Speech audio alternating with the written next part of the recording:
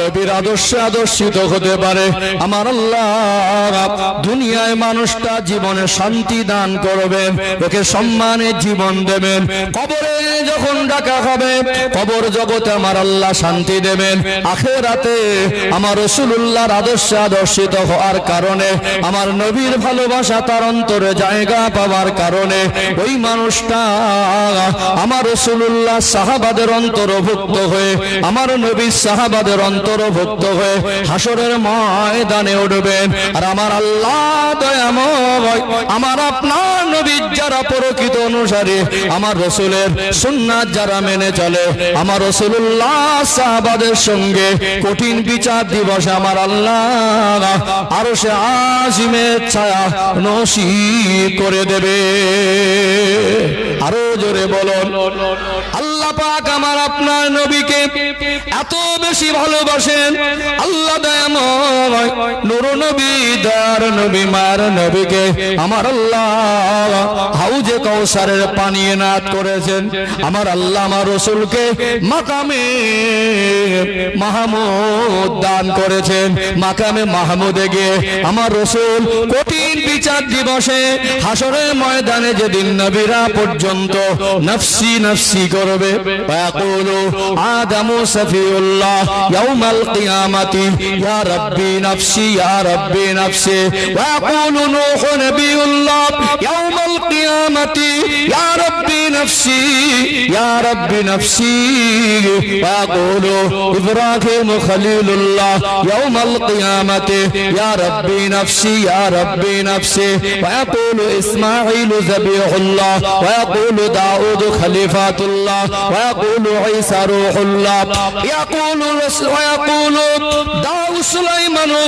প্রত্যেকটা নবী আলাইহিমুস সালামেরা বলবেন ইয়া রাব্বি নফসি ইয়া রাব্বি নফসি। কেবলমাত্র আমার আপনার নবী, দার নবী বলবেন রব্বি হাবলি উম্মতি। আমার নবী, আপনার নবী উম্মত উম্মতি দিগকে এত বেশি ভালোবাসতেন, নিজের সন্তানকে যত বেশি ভালোবাসতেন, আমার রাসূলুল্লাহর উম্মতকে সন্তানের মতো ভালোবাসতেন। জোরে বলেন না। আল্লাহর নবী হুজুর আমার কঠিন বিচারের দিবসে বাপ তার সন্তানকে যেদিন চিনতে পারার পরেও বলবে দুনিয়া আমার সন্তান ছিল না, গর্ভধারিণী মা বাচ্চাকে এত মায়া করে, মার নারীর সঙ্গে বাচ্চার নারীর কানেকশন, মার অন্তরের সঙ্গে বাচ্চার অন্তরে একটা নিয়ামতি ওয়্যারলেস ব্লুটুথের মতো কানেকশন। বাচ্চার কষ্ট হলে মা হৃদয়ে আলাদা রকম কষ্ট হয়। বাচ্চা হোঁচট খেয়ে পড়ে গেলে মার কলিজায় গিয়ে ধাক্কা লাগে কি লাগে না? যে বাচ্চার কষ্ট মা একদম সহ্য করতে পারেন না। বাচ্চার চোখে পানি দেখে আল্লাহ দয়াময় সন্তানের জন্য মার অন্তরে এত বেশি মায়া দিয়েছেন। বাচ্চার চোখের পানি যেখানেই ঝরে, মায়ের চোখের পানি সেখানে ঝরে। সেই মা হাসরের দিবসে বলবে আমি সন্তানকে চিনি না, আমার কেউ ছিল না। ইয়াউমা ইয়াফিরুল মারউ মিন আখিহি ওয়া উম্মিহি ওয়া আবিহি ওয়া সাহিবাতিহি ওয়া বানি। আমার আল্লাহ বলেন কঠিন বিচারের দিবসে বাপ মা তার সন্তানকে চিনবে না, সন্তান তার বাপ মাকে চিনবে না। এই কঠিন দিনে আমার আপনার নবী উম্মত উম্মতি দিগকে ভুলবেন না।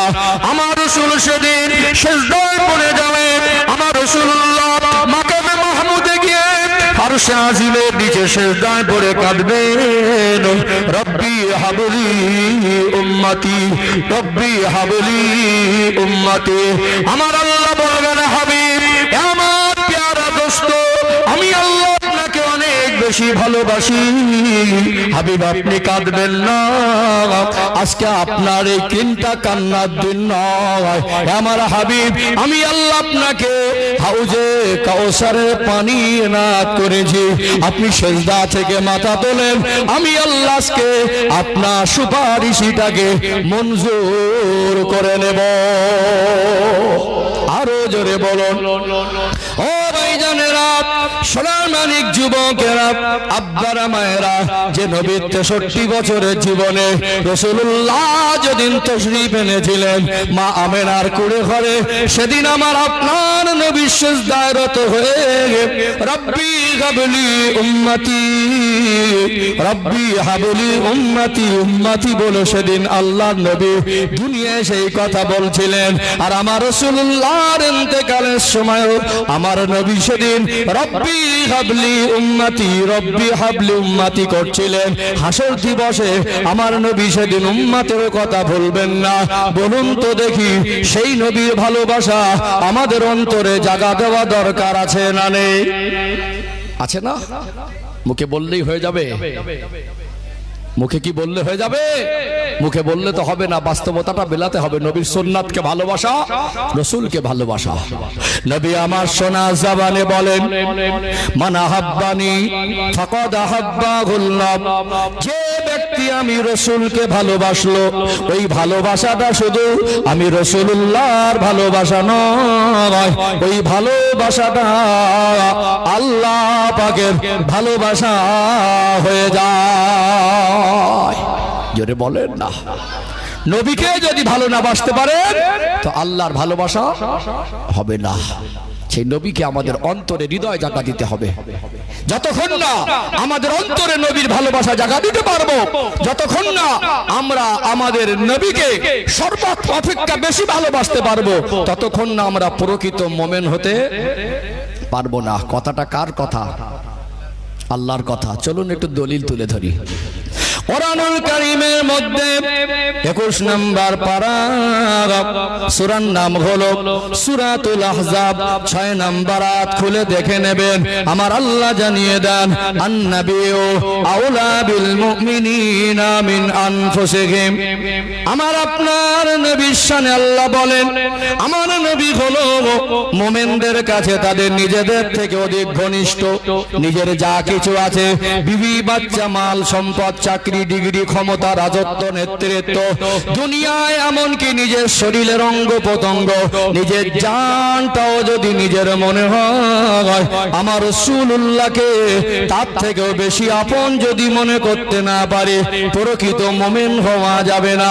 আজকে বলুন তো, আমাদের অন্তরে নবীর ভালোবাসা কতটুকু জায়গা দিয়েছি?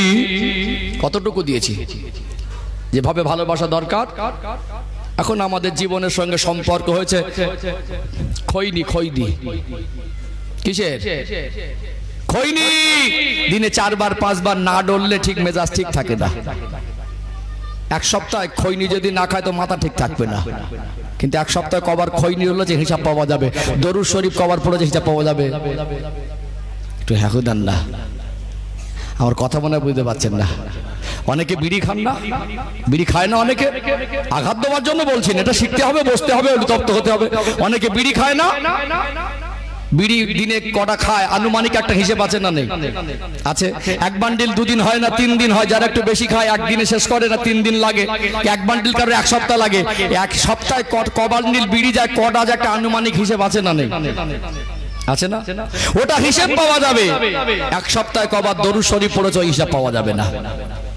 এক সপ্তাহে কটা সুন্নাতের আমল করেছে, ওই হিসাব পাওয়া যাবে না। নবীকে ভালোবাসি বললে নবীর আদর্শটা তো বুকে জায়গা দিতে হবে। কথা ঠিক না বেঠিক? আমার নবীকে ভালোবাসা আমাদের ঈমান। যতক্ষণ না নবীকে প্রকৃতপক্ষে ভালোবাসতে পারছি, ততক্ষণ না আমরা প্রকৃত ঈমানদার আর প্রকৃত মুমিন হতে পারবো না। আমাদের নবী আমাদের কি পরিমাণ ভালোবেসেছেন, সেই ভালোবাসার বিনিময় আমরা আমাদের নবীর আদর্শগুলো ভুলে আমাদের দুনিয়ার অন্য কোন ধর্মাবলম্বীদের কালচারগুলোকে আমরা আমাদের ঘরে বাস্তবায়ন করছি। চলুন এখানে আমাদের নবী কি পরিমাণ আমাদের ভালোবেসেছেন এখানে একটু ক্লিয়ার করে দেই। ইনশাআল্লাহ একটা রাসূলের জীবনী থেকে একটু অংশ টেনে আনি, তারপরে ইনশাআল্লাহ আমাদের জীবনের পরিবর্তন দরকার কতটা, আমাদের জীবনের বর্তমান সময়ে কতটা ঘাটতি এসে গেছে, সেগুলো আমরা একটু পর্যালোচনা করব ইনশাআল্লাহ।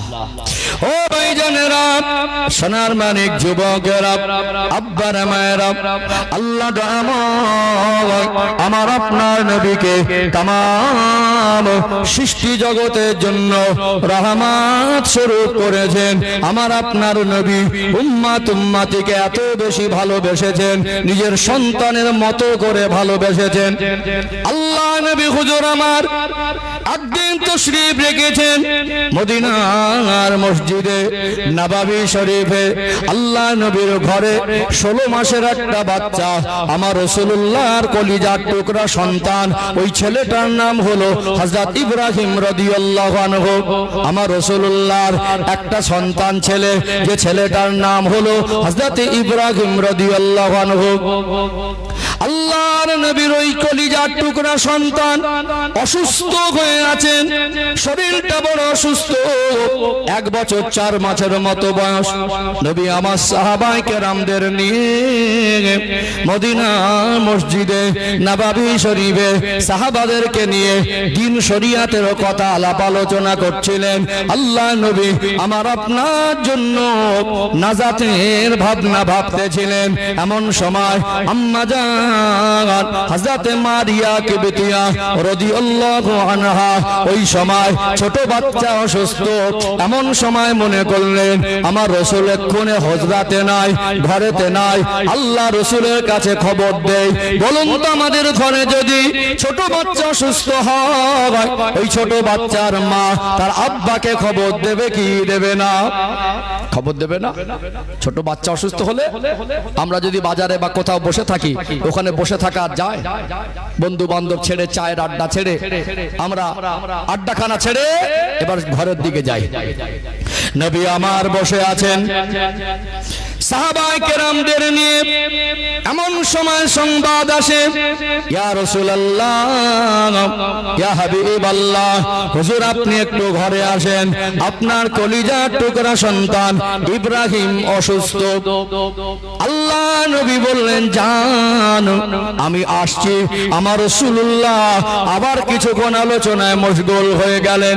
আমার আপনার জন্য ভাবেন কিভাবে আমার উম্মাত উম্মতি নাজাত পাবে, কিভাবে আমার উম্মাত উম্মতি প্রকৃত ঈমানদার হবে, কিভাবে আমার উম্মাত উম্মতি যাবে জাহান্নাম থেকে মুক্তি পাবে। বেশ কিছু সময় হয়ে গেল।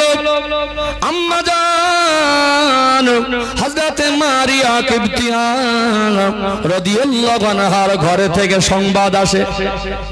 আল্লাহ নবীর কাছে সংবাদ পৌঁছালো, হুজুর একটু ঘরে চলেন, আপনার ইব্রাহিম তো অসুস্থ। আল্লাহ নবী মনে মনে করছেন যাব। আবার কিছু সময় হয়ে গেল, আল্লাহ নবী ভুলে গেলেন।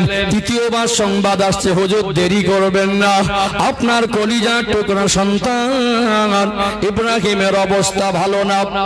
নবী আমার মজলিস ছেড়ে উঠলেন, হুজরা মোবারকে গেলেন।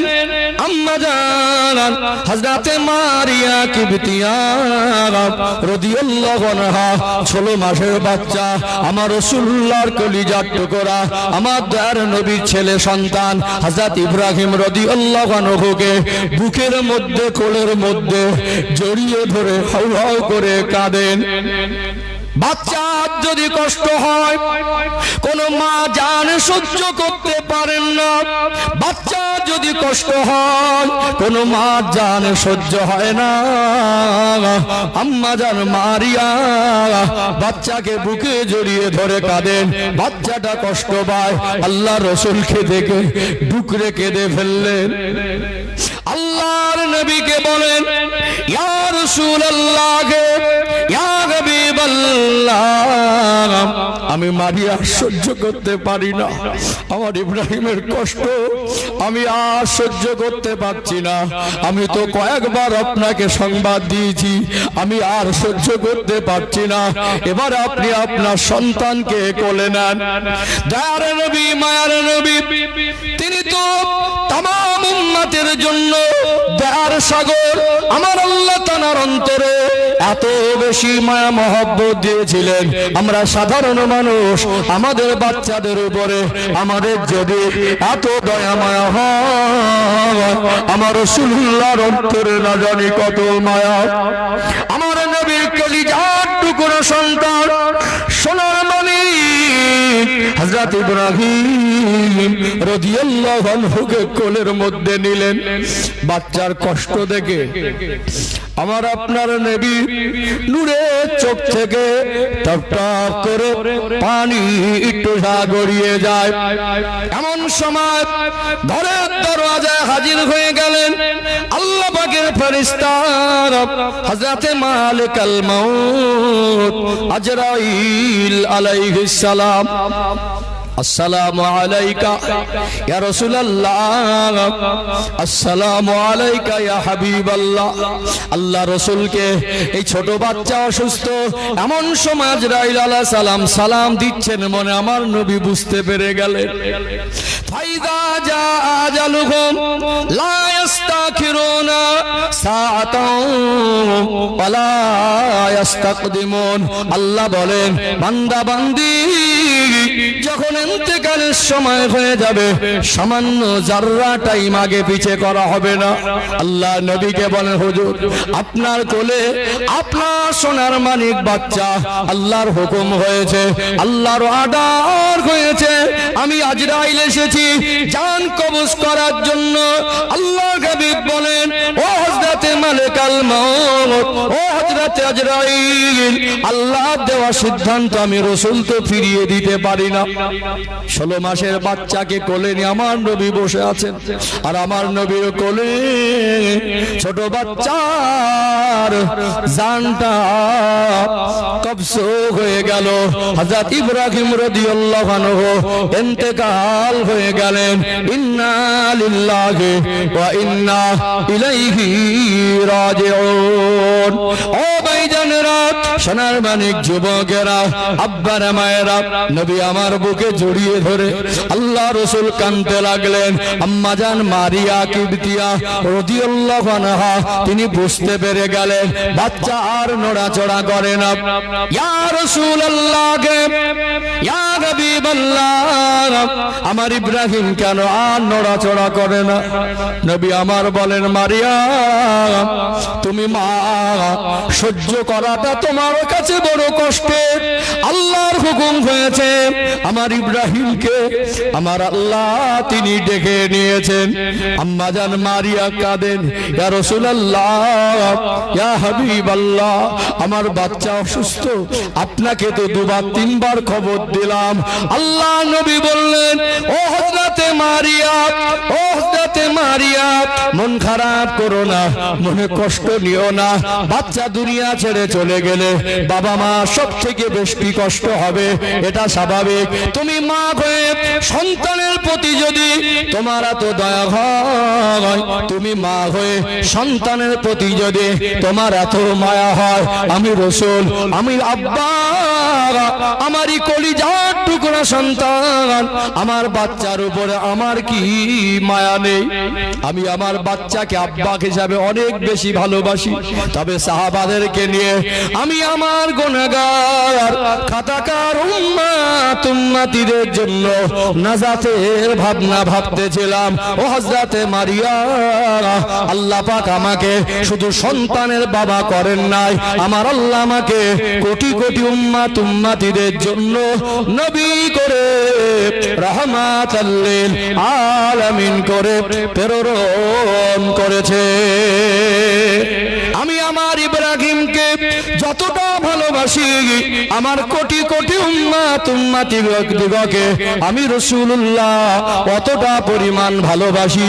আমার রাসূলুল্লাহ ওই দিন এত কান্না কাঁদতেছিলেন, আমার নবীর চোখ বেয়ে টপ টপ করে পানি ঝরছিল। আল্লাহর নবীর সাহাবারা এসে আমার রাসূলুল্লাহকে জিজ্ঞাসা করলেন, ইয়া রাসূলুল্লাহ, ইয়া হাবিবাল্লাহ, হুজুর আপনি এত কান্না কেন কাঁদছেন? আপনার চোখের পানি আমরা সহ্য করতে পারি না। আল্লাহ নবী বলেন সাহাবীরা, বাবারা একটু আমায় কাঁদতে দাও, আমার সোনার মানিক 16 মাসের বাচ্চাকে আল্লাহ ডেকে নিয়েছেন। আমি রাসূল তো আমার মনে কষ্ট হবে, তবে আমি আমার সোনার মানিককে আজকে হারিয়েছি, কিন্তু আমার এই বাচ্চাকে হারালে আমার আজ যেমন কষ্ট হয়, আমার উম্মত উম্মতিদের জন্য আমার অতটা কষ্ট হয়। জোরে বলেন না সুবহানাল্লাহ, নারে তাকবীর, নারে তাকবীর। দরুদ শরীফ আল্লাহুম্মা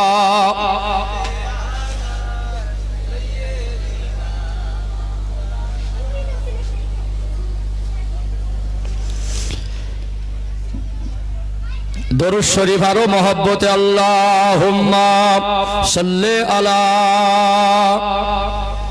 ভাই একটু টনটাকে বাড়ান, হালকা সাউন্ডটা কানে একটু কম লাগছে, একটু বেশি লাগলে ভালো হবে। সম্মানিত ভাইরা, আমার রাসূল সন্তানকে যেমন ভালোবাসতেন, কোটি কোটি উম্মাত উম্মাতিকে সেই রকম ভালোবাসতেন।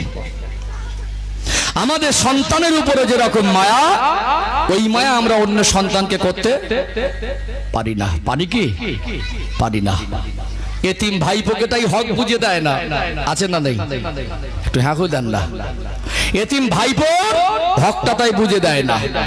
দাদু বেঁচে থাকতে আব্বা মারা গেছে, দাদুরও তো উচিত ছিল ইনসাফ করে অন্তত কিছু জায়গা দেওয়া। দাদুও দিল না। আল্লাহ অনেক সম্পদ দিয়েছে, এতিম ভাইপোটাকে কজন চাচা মিলে একটা ঘর বাঁধার জায়গা পর্যন্ত দিল না। সব উপর থেকে আল্লাহর ওলি সেজে ঘুরছে, জামা কাপড় সব চকচক ধপ ধপ করছে। কুটুম বাড়ি যাবার সময় অনেক সুন্দর করে সাজগোজ করে, কিন্তু ভিতরটা জঘন্য। আছে না নেই? আছে না? আপনার সন্তান যখন অসুস্থ হয়, কষ্ট পায়, আপনার চোখে পানি আসে। দাদুর কাছে পোতাটা অনেক আদরের, নানার কাছে নাতিটা আপনি অনেক আদরের। যখন পোতা পতির পৌত্র পৌত্রী, যেটা ছেলের ঘরে হয়, আর মেয়ের ঘরে যেটা হয় নাতি নাতনি, এদের কখনো অসুস্থ হলে কষ্ট হলে নানাকে দাদুকে দাদিমাকে নানিকে কাঁদতে দেখা যায় না? যায় তো। তাহলে পোতার জন্য কেঁদেছেন, নাতিপুতির জন্য কাঁদলেন।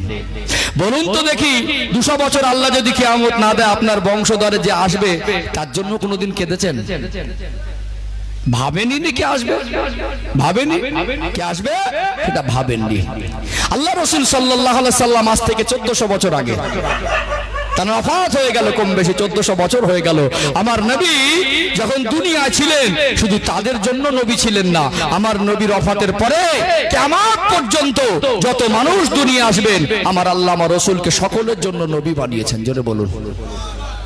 আমাদের দুনিয়া সম্পর্ক যারা বেঁচে আছে তাদের সঙ্গে, যে আসবে তাদের সঙ্গে আমাদের সেই সম্পর্ক এখন তৈরি হয়নি কি?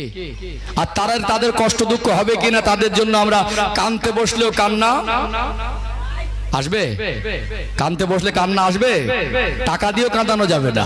কিন্তু আল্লাহ রাসূল সাল্লাল্লাহু আলাইহি সাল্লাম রাতের অন্ধকারে উঠে আরামের বিছানা ছেড়ে কিয়ামত পর্যন্ত যত উম্মাত উম্মাতি আসবে, এই উম্মাত উম্মাতির কথা তুলে ধরে আল্লাহর কাছে কাঁদতেন। জোরে বলুন। সেই নবীর ভালোবাসা আমাদের অন্তরে জায়গা দেওয়া দরকার, আছে না নেই? আছে না? আজকে নবীকে ভালোবাসতে গেলে নবীর সুন্নাত আমল করতে হবে। কি করতে হবে? নবীর সুন্নাত। আল্লাহ পাক কোরআনুল কারীমে সূরা আলে ইমরানের 31 নম্বর আয়াতে জানিয়ে দিলেন, কুল ইন কুনতুম তুহিব্বুনাল্লাহা ফাত্তাবিউনি ইউহিব্বুকুমুল্লাহ। আল্লাহ পাক বলেন, আমার হাবিব আপনি বলে দেন, আমার হাবিব আপনি আপনার উম্মাত উম্মাতি দিগকে জানিয়ে দেন, ইন কুনতুম তুহিব্বুনাল্লাহ, যারা আমি আল্লাহকে ভালোবাসতে চাই, আমি আল্লাহর মহব্বত করতে চাই, আমি আল্লাহর সঙ্গে সম্পর্ক স্থাপন করতে চাই, ভালোবাসার সম্পর্ক, ফাত্তাবিউনি, তারা যেন আপনার ইত্তেবা করে, ওয়া ইউহিব্বুকুমুল্লাহ, ওই আপনার ইত্তেবা করাটা আমি আল্লাহর ভালোবাসা হয়ে যাবে। তাহলে ইত্তেবা হবে কার? ইত্তেবা হবে আমাদের রাসূলের। রাসূলের ইত্তেবা যদি না করি তো আল্লাহর ভালোবাসা অর্জন করা সম্ভব নয়। আজ ইত্তেবা হচ্ছে কার? খেলার প্লেয়ার, খেলোয়াড়, তার ইত্তেবা হচ্ছে। আর যুবক ছেলেদের চুল কাটার ধাঁচ দেখেছেন? কি একটা নতুন কাটিং উঠলো, এই কানের ধারে খালি, বুঝতে পারছেন না? পিছনটা আবার বড়। রুচিবোধ নষ্ট হয়ে গেছে। কি হয়ে গেছে? রুচিবোধ নষ্ট হয়ে গেছে। আজকে কে একটা খেলোয়াড়, তার সঙ্গে আমাদের কিসের সম্পর্ক? ভারতবাসী হিসেবে মানুষকে মানুষ ভালোবাসতেই পারে, কিন্তু সে আপনার মডেল হয়ে গেল, তার আদর্শ আপনার এত ভালো লেগে গেল, আর আমার রাসূলের আদর্শ আপনার ভালো লাগলো না। আমার কথা মনে হয় বুঝতে পারছেন না? মাদর দেখেছেন? মাদর, বাঁদরের মুখ আল্লাহ সৃষ্টি এক একটা এক এক রকম। আল্লাহ মানুষকে সব থেকে বেশি সুন্দর করে সৃষ্টি করেছেন। লাকাদ খালাকনাল ইনসানা ফি আহসানি তাকবীম। আল্লাহ বলছেন আমি আল্লাহ মানুষকে অতি সুন্দর অবয়বে বানিয়েছি। জোরে বলুন সুবহানাল্লাহ। আল্লাহ আমাদেরকে সৃষ্টি জগতের মধ্যে মানুষকে শ্রেষ্ঠ করেছেন, আর আমাদের অবয়বটা, আমাদের কাটিংটাকে আল্লাহ সুন্দর করেছেন। কত সুন্দর করে মাথা থেকে পা পর্যন্ত অঙ্গ প্রত্যঙ্গগুলো সাজিয়ে দিয়েছেন। এই বাঁদরকে কি দেখতে মানুষের থেকে ভালো লাগে? হাগু দেন না। এখন যুবকরা বাঁদর সাজতে যাচ্ছে, বাঁদর মার্কা কাটিং, এত বাজে লাগে। ওই চুল কাটা দেখলে মনে হবে মানে বাঁদরের থেকেও জঘন্য লাগে। আব্বার একটা লুঙ্গি কিনে দেয় না, মার 50 টাকা হাত খরচা দেয় না। আমাদের ছেলেরা মাঝে মাঝে মানে হেয়ার কাটিং এ খরচা করে 500-600 টাকা। এটা কি রসুলের আদর্শ আর ভালোবাসা হলো, না খেলোয়াড় বা প্লেয়ারের আদর্শ হলো? কষ্ট পাচ্ছেন নাকি? রাগ করছেন? একটু হ্যাঁ হুল দেন। খিদে লেগেছে না ঘুম লেগেছে? দরুদ শরীফ পড়তে বললাম, প্রথম দেখলাম তখনও জোর নেই আর মাঝেও জোর নেই। কিছু কিছু জায়গায় গেলে দরুদ শরীফ জোর করে পড়াতে হয় না, সুবহানাল্লাহ জোর করে বলাতে হয় না। আবার আপনাদের কাছে চার্জ আছে, খরচা করবেন না এই মনে করছেন নাকি? এত এখানে এসে ঝিমানোর ভাবের কি আছে? এই তো 1-1.5 ঘন্টা পার হয়ে যাবে, 12:30 নাগাদ দোয়া করবো ইনশাআল্লাহ। বুঝতে পারছেন না? এখানে মন খারাপের কিছু আছে নাকি? তাহলে একটু রেসপন্স দিতে হবে, চোখে মুখে সম্পর্ক থাকবে। তকবীর দিলে মন খুলে তকবীর দিতে হবে। দরুদ শরীফ পড়তে বললে দরুদ শরীফ পড়ার সময় ভক্তি সহকারে সবাই মিলে একটু জোরে জোরে পড়তে হবে, তবে তো ভালো লাগবে। একটু ঝিমানো ভাবটা কেটে যাক। তকবীর দেন তো, নারী তাকবীর। মাশাআল্লাহ, ঠিকই আছে তো। দক্ষিণ 24 পরগনা, আপনাদের নূরপুর থানা নাকি? রামনগর থানা পাশেই, এই নূরপুর রামনগর থানা, তাই তো? হ্যাঁ, পাশেই তো ডায়মন্ড হারবার। একটু এসব এলাকার মানুষ একটা আলাদা জাজবা নিয়ে চলে, ঝিমিয়ে গেলে হবে। একটু তাকবীর দেন, নারে তাকবীর, নারে তাকবীর। সিলসিলা হক মুজাদ্দিদে জামান বিশ্ব নবী দিবস, দুর্গাপুর গ্রামবাসী বৃন্দ, এই মাহফিলের কমিটির সাহেবানগণ, নারে তাকবীর। মাশাআল্লাহ মাশাআল্লাহ, ঠিকই আছেন তো। তাহলে কি নবীকে ভালোবাসার দাবি করলে সাথে সাথে রাসূলুল্লাহ সুন্নাতটাকে বুকে জায়গা দিতে হবে। এখানে বসে প্রতিজ্ঞাবদ্ধ হও, চুল যদি কাটতে হয় তো সুন্নাত তরিকায় কাটবো। কি তরিকায়? একটু শালীনতা অবলম্বন করতে হবে। কেউ কেউ লাল করে, কেউ কেউ কানে দুল পরে, কেউ কেউ হাতে বালা পরে। কোথা থেকে শিখলেন? কার কাছ থেকে শিখলেন? আমার কথা মনে বুঝতে পারছেন না?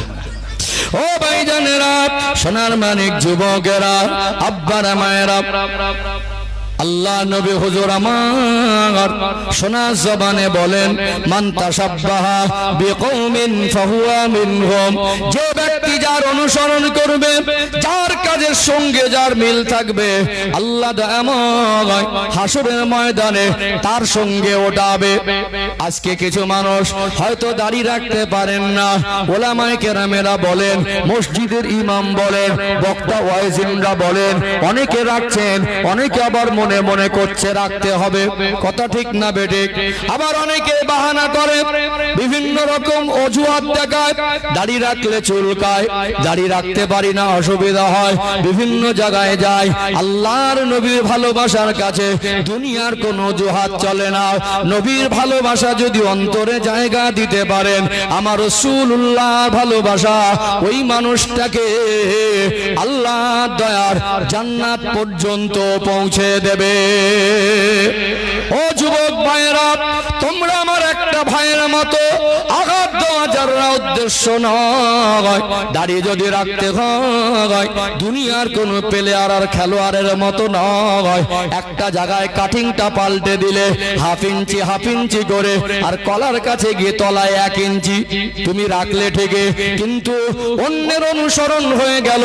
তাও তোমার কর্ম দ্বারা তুমি পৃথিবীর মানুষকে বোঝালে আমি রাখতে পারি, অসুবিধা নাই, তবে দুনিয়ার কোন খেলোয়াড় বা প্লেয়ারের ছাটকাট, এটা আমার নবীকে তুমি ছোট করলে করলে, রাখতে পারোনি, ভুল করেছিলে, রাখতে পারোনি, গুনাহ করছিলে, রাখতে পারোনি, তোমার জীবনে একটা কমি ছিলে, রাখলে ঠিকই কিন্তু তুমি প্রমাণ করে দিলে রাখতে যদি হয় রাসূলুল্লাহর জন্য নয়, রাখতে যদি হয় দুনিয়ার কোনো খেলোয়াড়ের জন্য, বলুন তো দেখি এটা আমার নবীর আদর্শ বাদ দিয়ে অন্য কেউ অনুকরণ করলে আমার রাসূলকে কি প্রকৃত ভালোবাসা হবে? হবে? প্রকৃত ভালোবাসা হবে না। তাহলে যুবক ভাইদেরকে বলি, রাখতে যদি হয় নবীর সুন্নাতটা কলিজায় জায়গা দাও, নবীর সুন্নাতকে অন্তরে জায়গা দিয়ে, নবীর ভালোবাসা অন্তরে জায়গা দিয়ে রাসূলুল্লাহ সুন্নাতটা নিয়েই যাব। জোরে বলুন, এইটুকু তো নিয়ে যেতে পারবো, এইটুকু তো আল্লাহ নামাজ রোজা হজ যাকাত কুরবানি যা করেছি ওটা কবুল হয়েছে গ্যারান্টি নেই, এটা দেখানো যাবে। নামাজ পড়েছেন দেখানো যাবে, দেখতে দেখাতে পারবেন, কিন্তু সুন্নাতটা আল্লাহ এই যে রেখেছিলাম এটা আপনার হাবিবের ভালোবেসে রেখেছিলাম, এটা সুন্নাত, এটা দেখানো যাবে। জোরে বলুন। আস্তে আস্তে পরিবর্তন হতে হবে, মসজিদ মুখ আসতে হবে, আমাদের রাসূলের ভালোবাসা শিখতে হবে। এই মজলিসে বসে এটা এখানে আমাদের জীবন পরিবর্তনের জায়গা, এখানে বসে আমরা জীবনটাকে পরিবর্তন করব ইনশাআল্লাহ। আজ যদি বলেন কথা মানবো না, সুন্নাত মানবো না, শুধু ভালোবাসবো, ওই ভালোবাসায় তো নাজাত পাওয়া যাবে না। ভালোবাসা নাজাত পেতে গেলে প্রথম শর্ত হলো ঈমান, তারপরে হলো আমাল, ঈমানের পরে আমাল, নবীর সুন্নাত আর আল্লাহর হুকুমগুলো মেনে চলতে হবে, নবীর আদর্শ মেনে চলতে হবে, তবেই আমাদের নাজাত হবে। আর যদি মনে করেন যে নবীর সুন্নাত মানবো না, চেহারা যতই সুন্দর হোক, লেখাপড়ার ডিগ্রি যত বেশি থাকুক, গাড়ি আর বাড়ি যত সুন্দর হোক, মরণের পরে ওই সুন্দর চেহারা নিয়ে, সুন্দর গাড়ি আর বাড়ি নিয়ে, অনেক বড় পরিচয় নিয়ে, নেতার মন্ত্রীর পরিচয় নিয়ে আল্লাহ রসুলকে ভালো না বেসে নবীর সুন্নাত আমল না করে নাজাত পাওয়া যাবে? নাজাত পাওয়া যাবে না। একটা মানুষ যদি কুড়ে ঘরে বসবাস করে, ঘরে যদি তাল পাতার ছাউনি হয়, ওই মানুষটা যদি আল্লাহ এবং রসুলের কথা মেনে চলে, হালাল রুজি উপার্জন করে, ওই মানুষটা যদি আমার রাসূলুল্লাহর সুন্নাত গুলোকে আমালে জিন্দেগিতে বাস্তবায়ন করতে পারে, আমার রাসূলুল্লাহর আদর্শে যদি আদর্শিত হতে পারে, ওই কুড়ে ঘরে থাকা মানুষটা দুনিয়ার মানুষের চোখে গরিব ছিল, দুনিয়ার মানুষের চোখে ভ্যান চালক ছিল, দুনিয়ার মানুষের চোখে মজদুর ছিল, দুনিয়ার মানুষের চোখে খেটে খাওয়া মানুষ ছিল। চেহারা কুৎসিত যদি হয়, নবীর ভালোবাসা যদি অন্তরে জায়গা পায়, ওই মানুষটার জামা যদি ছেঁড়া হয়, তালি দেওয়া হয়, ওটার যদি রাসূলুল্লাহ সুন্নাত তরিকায় হয়, ওই মানুষটা মারা গেলে আমার রাসূলুল্লাহ হাসরের ময়দানে তাকে সুপারিশি করে আল্লাহর দয়ার জান্নাতে নিয়ে যাবে।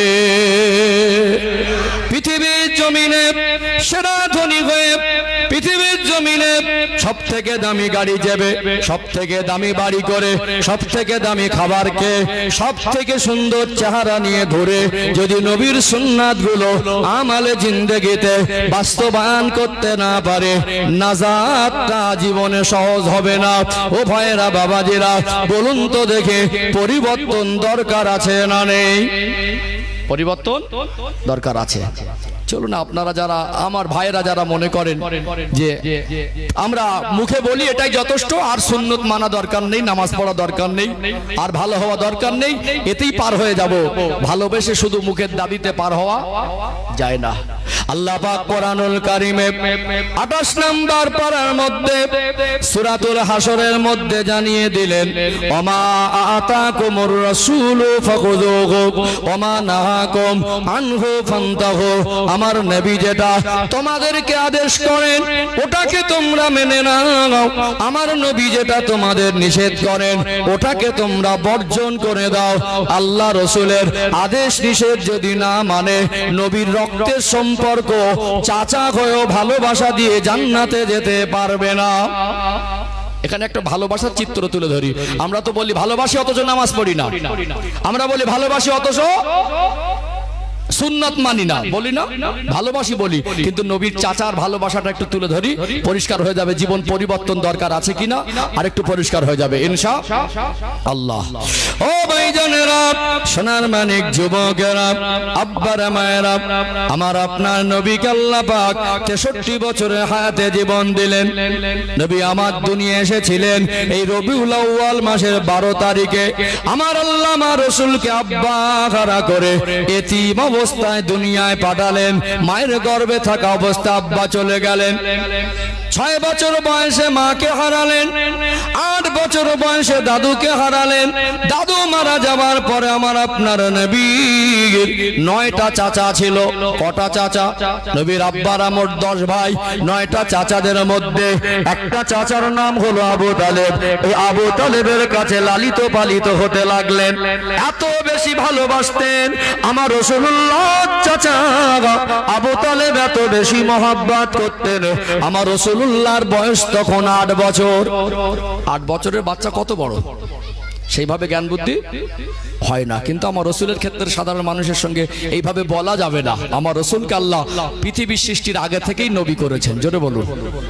সাধারণ মানুষ ছোটবেলায় অবুঝ থাকে, কিন্তু নবীদের ক্ষেত্রে ছোটবেলায় তাদের জীবন পবিত্র থাকে, তারা অবুঝ থাকে না। আল্লাহ ছোট অবস্থায় নবীদের জীবন সৃষ্টিগতভাবে আল্লাহ পবিত্র করেছেন, জোরে বলুন সুবহানাল্লাহ। সাধারণ মানুষ আর নবীদের জীবন এক নয়। আমরা ছোটবেলায় ঝগড়া করেছি, গালাগালি করেছি। আমরা ছোটবেলায় ছোট অবস্থায় প্যান্ট খুলে ঘুরেছি না, হ্যাঁ, খেলা করেছি, কাদা মেখেছি, কাউকে লুচে নিয়েছি, দুষ্টুমি হয়নি ছোটবেলায়। কিন্তু নবী যারা হন, দুনিয়ায় যে সমস্ত নবীদেরকে আল্লাহ দুনিয়ায় পাঠিয়েছিলেন, ছোট থেকে কোন নবী কারোর সঙ্গে ঝগড়া করেননি। ছোট থেকে কোন নবী কাউকে গালাগালি দিতেন না। ছোট থেকে কোন নবী ছোটবেলায় কারোর সঙ্গে খারাপ আচরণ করেনি। আমার রাসূল মা হালিমার ঘরে যখন দুধ পানের জন্য নিয়ে গেলেন, আমার নবী এমনি কান্নাকাটি করতেন না, মা হালিমাকে বিরক্তি করতেন না। কিন্তু মা হালিমা বলছেন, আমি অবাক হয়ে যাই, আমার রাসূল যখন একটু সতরটা খুলে যেত, শরীর থেকে কাপড়টা একটু সরে যেত, আমার নবী চিৎকার মেরে কাঁদতেন। ছোটবেলায় একটা বাচ্চা যখন হাঁটাচলা করতে পারে না, বিছানায় শুইয়ে দিলে শুধু শুয়েই থাকে, ওই অবস্থায় আমার নবী শরীর থেকে কাপড় মোবারক সরে গেলে চিৎকার মেরে কেঁদে উঠতেন।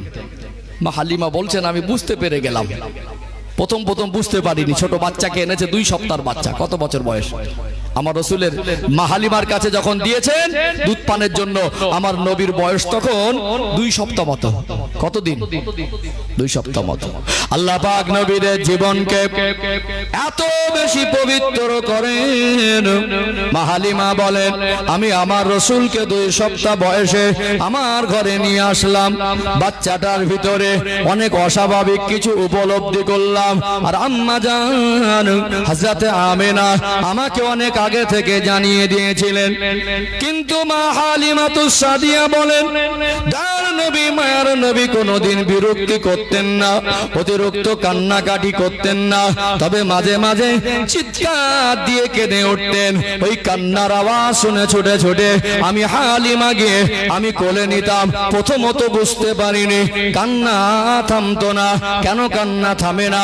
আমি পরে উপলব্ধি করলাম, বুঝতে পারলাম, শরীরের কাপড় যখন সরে যায়, 2 সপ্তাহের বাচ্চার কান্না থামে না।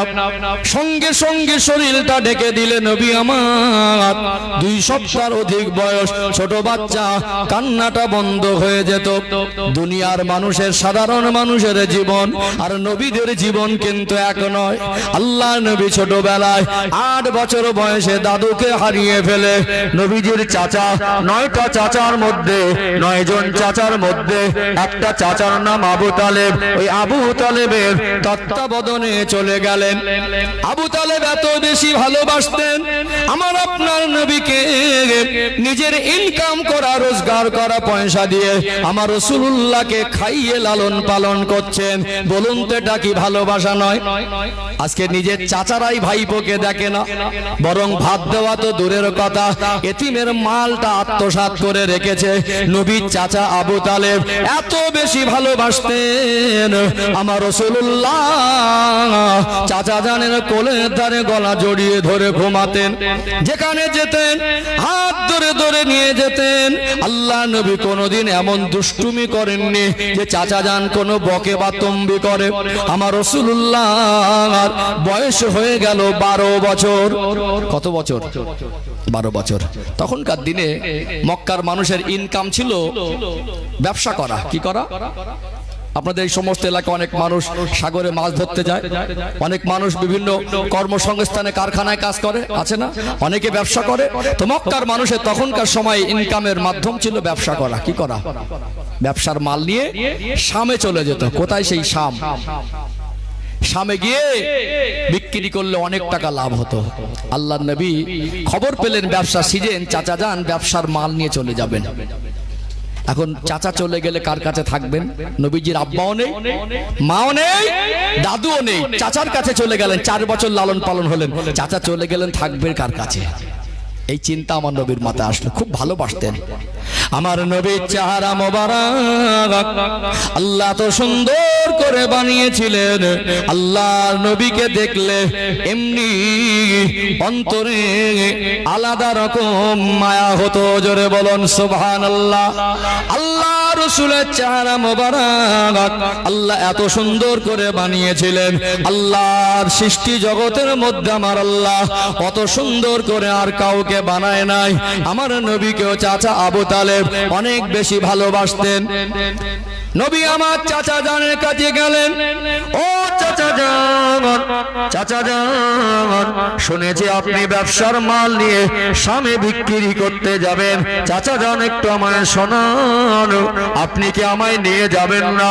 আমি যে আপনার অনেক ভালোবাসি, আপনার কাছে কাছে থাকি।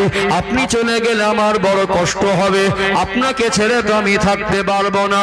আমার নবী যেমন আব্বা খারাপ, মা খারাপ হয়ে, দাদু খারাপ হয়ে চাচার কাছে লালন পালন করেন, চাচাকে যেমনি ভালোবাসেন আমার রাসূলুল্লাহকেও নবীজির চাচা আবু তালেব তেমনি ভালোবাসতেন। আমার নবীর চোখের পানি সহ্য করলেন না। ও বাবা মুহাম্মদ, মন খারাপ করো না বাবা, চোখের পানি ফেলো না। তোমার কান্না আমি সহ্য করতে পারি না, তোমাকে আমি সাথে করে নিয়ে যাব। সান্ত্বনা দিলেন, সাথে করে নিয়ে যাব। কিন্তু বলা আর বাস্তবে করা দুটোর মধ্যে পার্থক্য আছে না নেই? বলা আর বাস্তবে করা। যখন আপনি ব্যবসার মাল নিয়ে যাবেন 1 মাসের জন্য, ধরুন কম বেশি 1 মাস পরে বাড়ি ফিরবেন। আপনার 12 বছরের বাচ্চা যদি জেদ ধরে আব্বা আমি যাব, আপনি কি নিয়ে যাবেন? জেদ তো সব জায়গায় চলে না, যেখানে সেখানে জেদ করলে নিয়ে যেতে হবে এর তো কোনো মানে নেই। কিন্তু নবীজি চাচা বলেছিলেন তোমাকে নিয়ে যাব। আর একটু পরিষ্কার করি তাহলে কি পরিমাণে ভালোবাসতেন বোঝা যাবে। কি পরিমাণে ভালোবাসতেন বোঝা যাবে। সম্মানিত ভাইরা, আজকে দিনে আমরা এক জায়গা থেকে আরেক জায়গায় যাই গাড়িতে করে, কেউ পার্সোনাল গাড়ি, আবার কেউ লোকাল বাসে ভাড়া গাড়ি, আবার কেউ বিমানে করে যাচ্ছে না, বিমানে করে যায়। এখন আমাদের কারো পার্সোনাল মোটরসাইকেল আছে, ছোট বাচ্চাকে নিয়ে যাবা, 12 বছরের বাচ্চাকে, তবুও যেন কষ্ট হয়, তবুও যেন কখন তার পেশাব লেগে যাবে, কখন তার পায়খানা লেগে যাবে, কখন তার ক্লান্তি বোধ হবে। আর আজকে দিনে আমাদের এখানে এই যে টেম্পারেচার ওয়েদার, এখানে এই ওয়েদার খুব বেশি যখন গরমের সময় হয় 40-41 হয়। এখন যা গরম হচ্ছে 32-33 চলছে মনে হয়। এখন যা গরম হচ্ছে 32 কি 33 হবে। আর খুব গরমের সময় ওই 40 থেকে 41 হয়। সৌদি আরব, মক্কা মদিনা, সিরিয়া, লেবানন, এই সমস্ত জায়গা, আপনার ইসরায়েল, আপনার যেটা প্যালেস্টাইন, এই সমস্ত এরিয়াগুলো, ওখানে কি হয় জানেন? যখন গরম হয় 50 ডিগ্রি পর্যন্ত গরম হয়ে যায় মাঝে মাঝে। আর মরুভূমি তো, মরুভূমির যে বালি বিস্তৃত হাওয়া যখন উড়ে আসে, মরুর জাহাজ, উটগুলো মাটিতে বসে বালুর মধ্যে মাথা ঢুকিয়ে দিত। তখন উটের পিঠে সাওয়ার, কোথায় গাড়ি ঘোড়া আবিষ্কার হয়েছে? উটের পিঠে করে মাল নিয়ে এক একজন ব্যবসায়ীর আন্ডারে, কারোর 10টা উটের পিঠে মাল বোঝায়, কারোর 20টা, কারোর 15টা। এবারে উটের পিঠে নিয়ে বেরিয়ে গেল। কোথাও যদি সন্ধ্যা হয়, সন্ধ্যার আগে একটা ভালো জায়গায় ব্যবসায়ীরা তাঁবু ফেললো, ওখানে রান্না করলো, খাওয়া দাওয়া করলো, রেস্ট নিল, আবার সকালে চললো। কোথাও একটু ক্লান্ত হলো, দুপুরবেলা একটু আরাম করলো। এইরকম পরিস্থিতিতে ছোট বাচ্চাকে নিয়ে যাওয়া কি কোনো বুদ্ধিমানের কাজ হবে? আমরা হলে নিয়ে যেতাম না, কিন্তু নবীজির চাচা আমার রসুলের চোখের পানি দেখে বলেছিল, বাবা তোমাকে ভালোবাসি, আমি জানি তুমি কষ্ট পাবে তোমাকে ছেড়ে গেলে, এই কষ্টটা তোমাকে দিতে চাই না, তোমাকে সাথে করে নিয়ে যাব। যেদিন ব্যবসার কাফেলা রওনা হবে, আমার আপনার নবী একটা সুন্দর জামা পরে চাচা জানের সঙ্গে সঙ্গে ঘুরছেন। ব্যবসা বাণিজ্যের সাথী সঙ্গীরা, কাফেলার মানুষেরা আল্লাহর কাবা ঘরের সামনে হাজির হয়ে গেল। সেই সময় কিছু সাথী সঙ্গী জিজ্ঞাসা করলো, এ আবু তালেব, তুমি পুরনো ব্যবসায়ী, তুমি জানো এই সফরটা কত কষ্টের, এই ছোট বাচ্চাটাকে কি তুমি নিয়ে যাবে? আল্লাহ নবীর চাচা জান সেদিন বলেছিলেন, হ্যাঁ আমি সাথে করে নিয়ে যাব। ও ভাইজানেরা, সোনার মানিক যুবকেরা, আব্বার মায়েরা, আল্লাহ নবীকে সঙ্গে করে নিয়ে শামের পথে রওনা হয়ে গিয়েছিলেন। আজকে বর্তমান ভৌগোলিক ম্যাপের অবস্থান জর্ডান বলে একটা রাষ্ট্র আছে না নেই? ওই জর্ডানের উপর থেকে অতিবাহিত করছিলেন। প্রচন্ড রোদের তাপে আল্লাহ নবী ঘেমে গেলেন। নবীজি আমার ডাকলেন, চাচা জান একটু যদি কোথাও আরাম করতে পারতাম। আমার রাসূলুল্লাহর ওই নূরানি পূর্ণিমার চাঁদের মতো চমকানো চেহারায় যখন ফোঁটা ফোঁটা ঘাম বেরিয়ে যেত, ওই ঘামের কাতরা থেকে আমার আল্লাহ নূরের ছটাক জারি করে দিতে। আরো জোরে বলুন, আমার আপনার নবীর কপাল মোবারকে ফোঁটা ফোঁটা ঘাম। 12 বছর বয়স নবীজির চাচা ভাবতে লাগলেন, একটু যদি আরাম করতে পারতাম।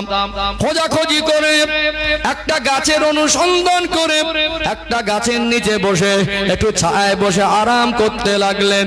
বলেন তো, প্রচন্ড রৌদ্রের তাপে আমরা যখন খাটাখাটনি করি আর ছায়া হিসাবে একটা গাছের তলায় বসি, একটু তৃপ্তি হয় কি হয় না? আল্লাহ নবী বসলেন, চাচা জানের সাথী সঙ্গীরা বসলেন। আল্লাহ নবী পিঠ মোবারক টেক দিয়ে বসলেন। ওই গাছটা আমার রাসূলকে ছায়া দিয়েছিলেন।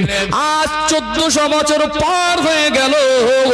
আমার আপনার নবী, দার নবী, মায়ের নবীকে আমার আল্লাহ ওই জায়গায় আশ্রয় নিয়েছিলেন। আমার নবীকে ওই জায়গায় বসিয়েছিলেন। আমার রাসূলুল্লাহ ছোঁয়া রসিলায় আজ 2025 সাল ওই গাছটাকে আমার আল্লাহ আজও পর্যন্ত জীবিত জিন্দা রেখে দিয়েছে। জোরে বলেন না সুবহানাল্লাহ, নারে তাকবীর।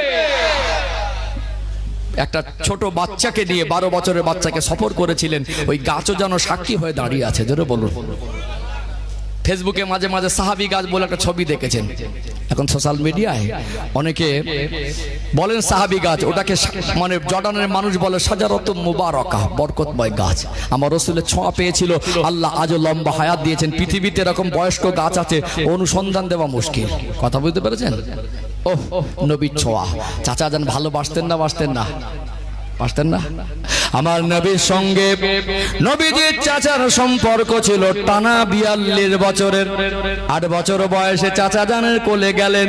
আর নবীজির চাচা যখন মারা যাচ্ছেন, আমার রাসূলুল্লাহ বয়স তখন হলো 50 বছর। আল্লাহর নবী হুজুর আমার অসুস্থতার সংবাদ পেয়ে নবীজির চাচা অসুস্থ, বিছানা সজ্জা। আমার নবী চলে আসলেন, চাচা জানের মাথার ডানে বসলেন। ও চাচা জান, আপনি আমাকে এই 42টা বছর ধরে সাপোর্ট দিয়েছেন, নিজের সন্তানের মতো করে লালন পালন করেছেন। আপনি একবার ঈমানের কলেমা পড়ে নেন।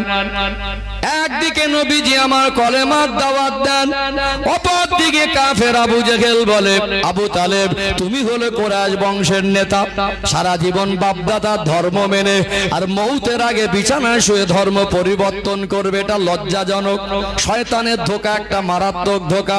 যদি ইসলাম গ্রহণ করার ছিল আগেই তো করতে পারতে। মৌতের বিছানায় যেন তুমি তোমার ধর্ম পরিবর্তন করো না।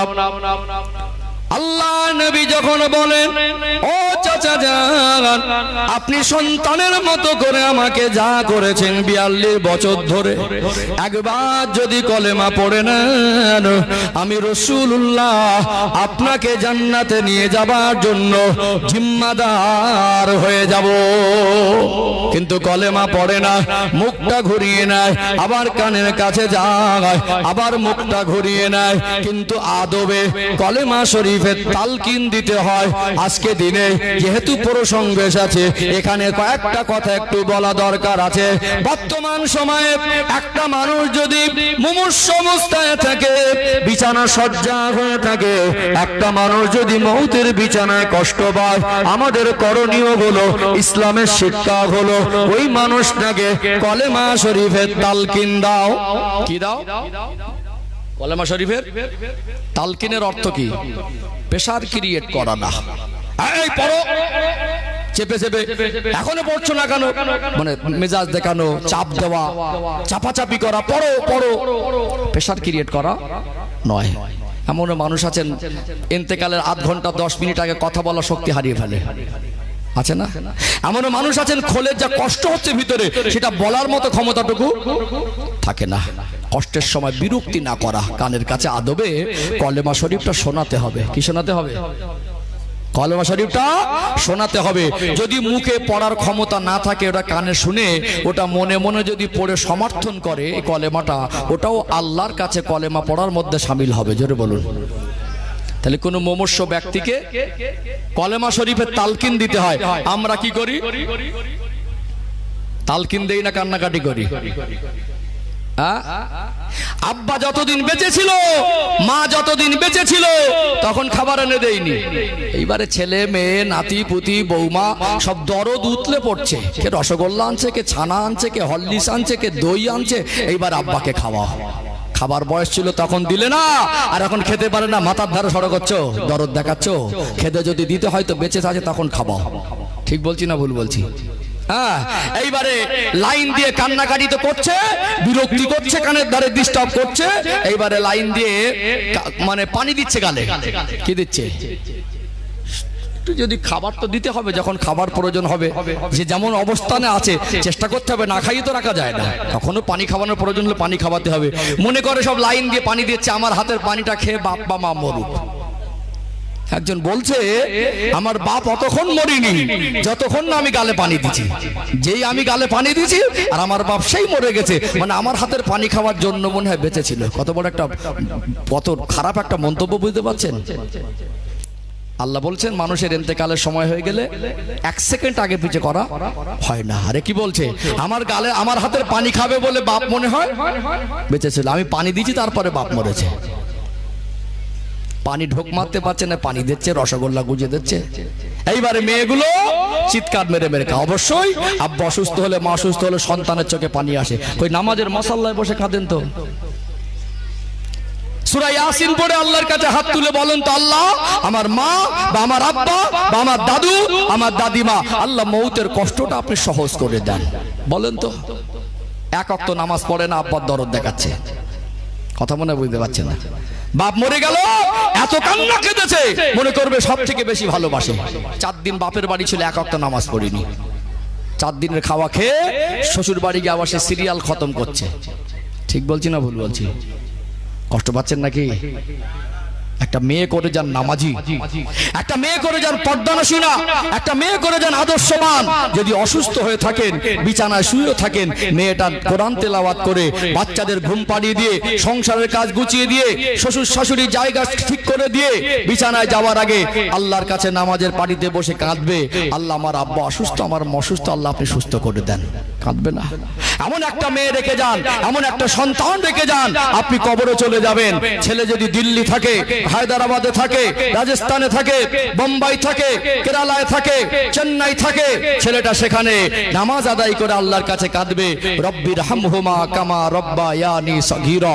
আল্লাহ, আমি অনেকটা দূরে কর্মসূত্রে চলে এসেছি, আমার আব্বার কবরের ধারে মন চাইলে যেতে পারি না, মায়ের কবরের ধারে মন চাইলে যেতে পারি না। আল্লাহ, আমার আব্বা মার কবরে সব পৌঁছে দেন। 2 ফোঁটা চোখের পানি যদি পৃথিবীর যে কোনো প্রান্ত থেকে ফেলে, ওই 2 ফোঁটা চোখের পানিকে আল্লাহ যদি কবুল করেন তো বাবা মার জন্য নাজাতের ওসিলা হয়ে যায়। জোরে বলুন। এখন সব ছেলেরা সব ডিজিটাল, বুঝতে পারছেন না? এত হিংস্র হয়ে গেছে। আব্বা মার কবর জিয়ারত করবে কি, দাদু দাদিমার কবর জিয়ারত করবে কি? এরা কবরের ভয় করে না, কবরস্থানের পাঁচিলের ধারে বসে বলছে মার মার মার। কে এত জঘন্য হয়ে গেল? এতই গেম খেলার নেশা লেগে গেল কবরস্থানের পাঁচিলে, মাচায় খানা খন্দকের কাছে বসে দিন নেই রাত নেই, সময় নেই, টাইম নেই, অন টাইম নেই, পাগল দেওয়ানা হয়ে গেলে। যে পরিমাণে দেওয়ানা গেম আর নাটক আর সিনেমার পিছনে হয়েছে, ফেসবুক আর ইউটিউবের পিছনে হয়েছে, ওই সময়টুকু যদি আল্লাহ রসুলের জন্য দিতে তোমরা একটা ছোট ছোট আল্লাহর ওলি হয়ে যেতে। কথা মনে বুঝতে পারছেন না? ইদানিং খুব জঘন্য একটা পরিবেশ, গাঁজার একদম মানে আড্ডা আখড়া হয়ে যাচ্ছে সব গ্রামগুলো। ঠিক বলছি না ভুল বলছি? দুর্গাপুর ভালো মাশাআল্লাহ, এখানকার ছেলেরা সব সোনা। হ্যাঁ, এরা গাঁজা টাজার নাম শুনিনি, খাবে কি? খায় নাকি? এ ছেলেগুলো হাসছে, এদিকে গাঁজা পাওয়া যায়? বলে হুজুর নাম শুনি। নাম শুনিস নি? হ্যাঁ কচি, নাম শুনিস নি? যারা খায় তাদের ধারে বাড়ে যেও না, ভাইরাস ধরে ফেলবে কিন্তু। করোনার থেকে মারাত্মক ভাইরাস। কি বুঝতে পারছেন না?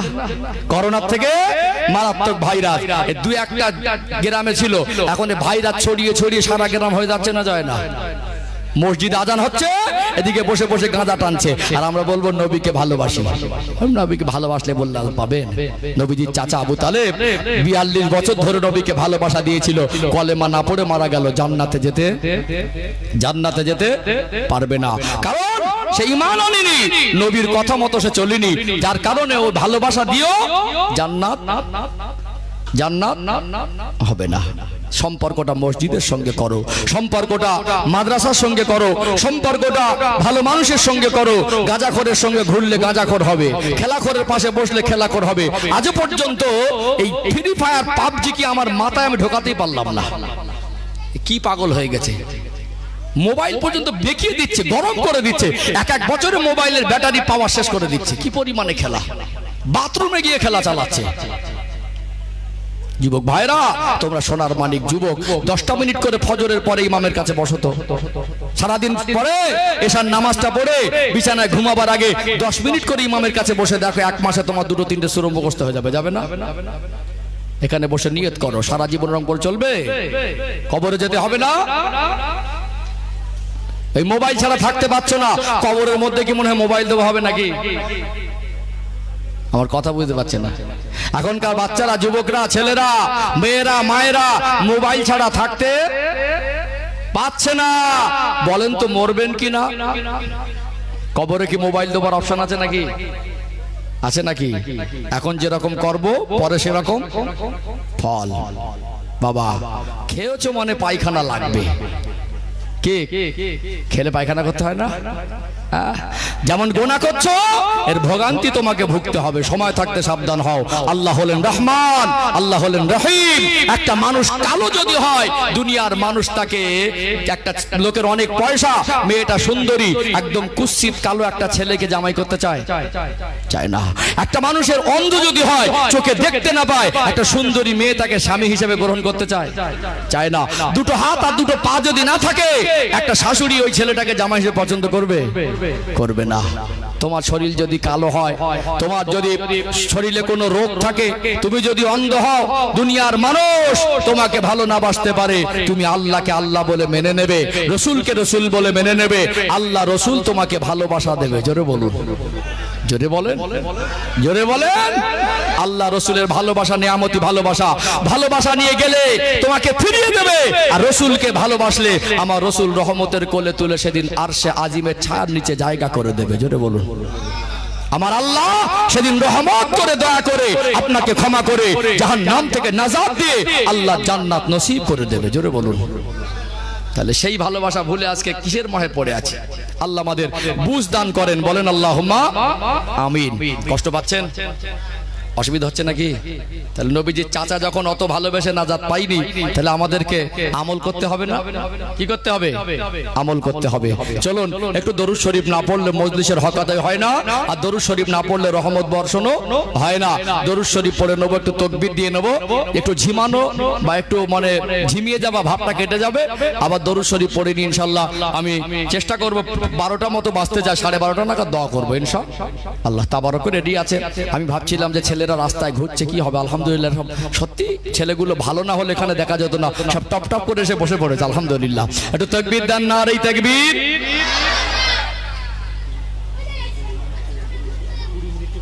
আচ্ছা কম বেশি 10 মিনিট এমনি 12:30 পর দোয়া করলে না, এমনি দোয়া করতে 15-20 মিনিট যাবে। ঠিক আছে ঠিক আছে, আচ্ছা ঠিক আছে। চাল ধুলে আপনার দেরি করেন না, 12টা বেজে গেছে। তাকবীর দান, নারে তাকবীর। আর একটু কলিজা ভরে আওয়াজ দান, নারে তাকবীর।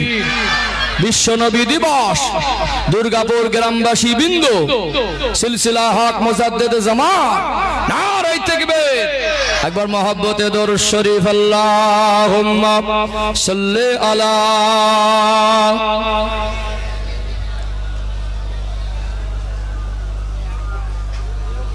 ওয়া আলা আলি সাইয়্যিদিনা हब्बे अहमद अजलही सीने में है, मैं हूँ मेरा दिल मदीने में है।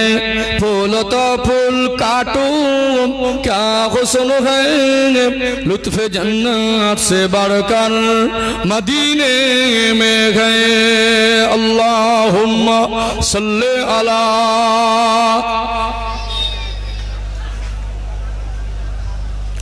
वाला अले सैयदिना।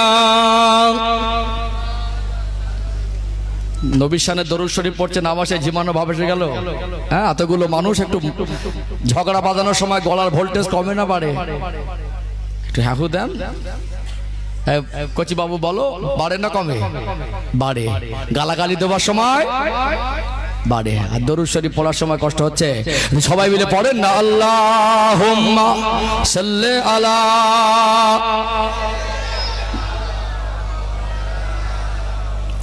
ওয়া আলা আলি সাইয়্যিদিনা।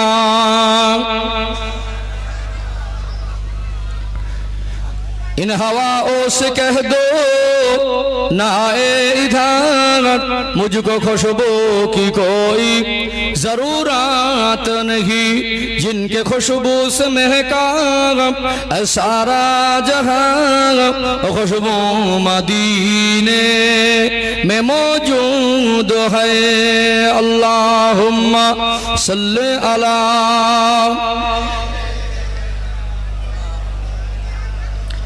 وعلى آل سيدنا।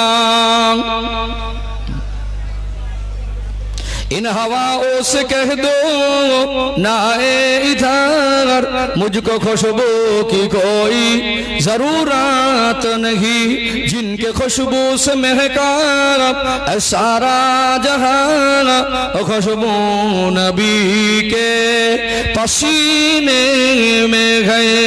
अल्लाहुम्मा सल्ली अला वाला अले सैयदिना। একটু জেগে করেন, লা ইলাহা ইল্লাল্লাহ।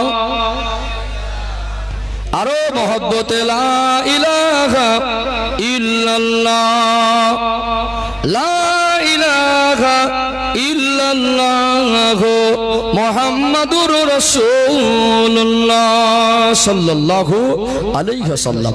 সবাই বলেন হাসবি রব্বি জাল্লাল্লাহ। আরো মহব্বতে, হাসবি রব্বি জাল্লাল্লাহ। নূর মুহাম্মদ সাল্লাল্লাহ, হক লা ইলাহা ইল্লাল্লাহ, লা ইলাহা ইল্লাল্লাহ, লা ইলাহা ইলাহা ইল্লাল্লাহু মুহাম্মাদুর রাসূলুল্লাহ আল্লাহুম্মা সাল্লি আলা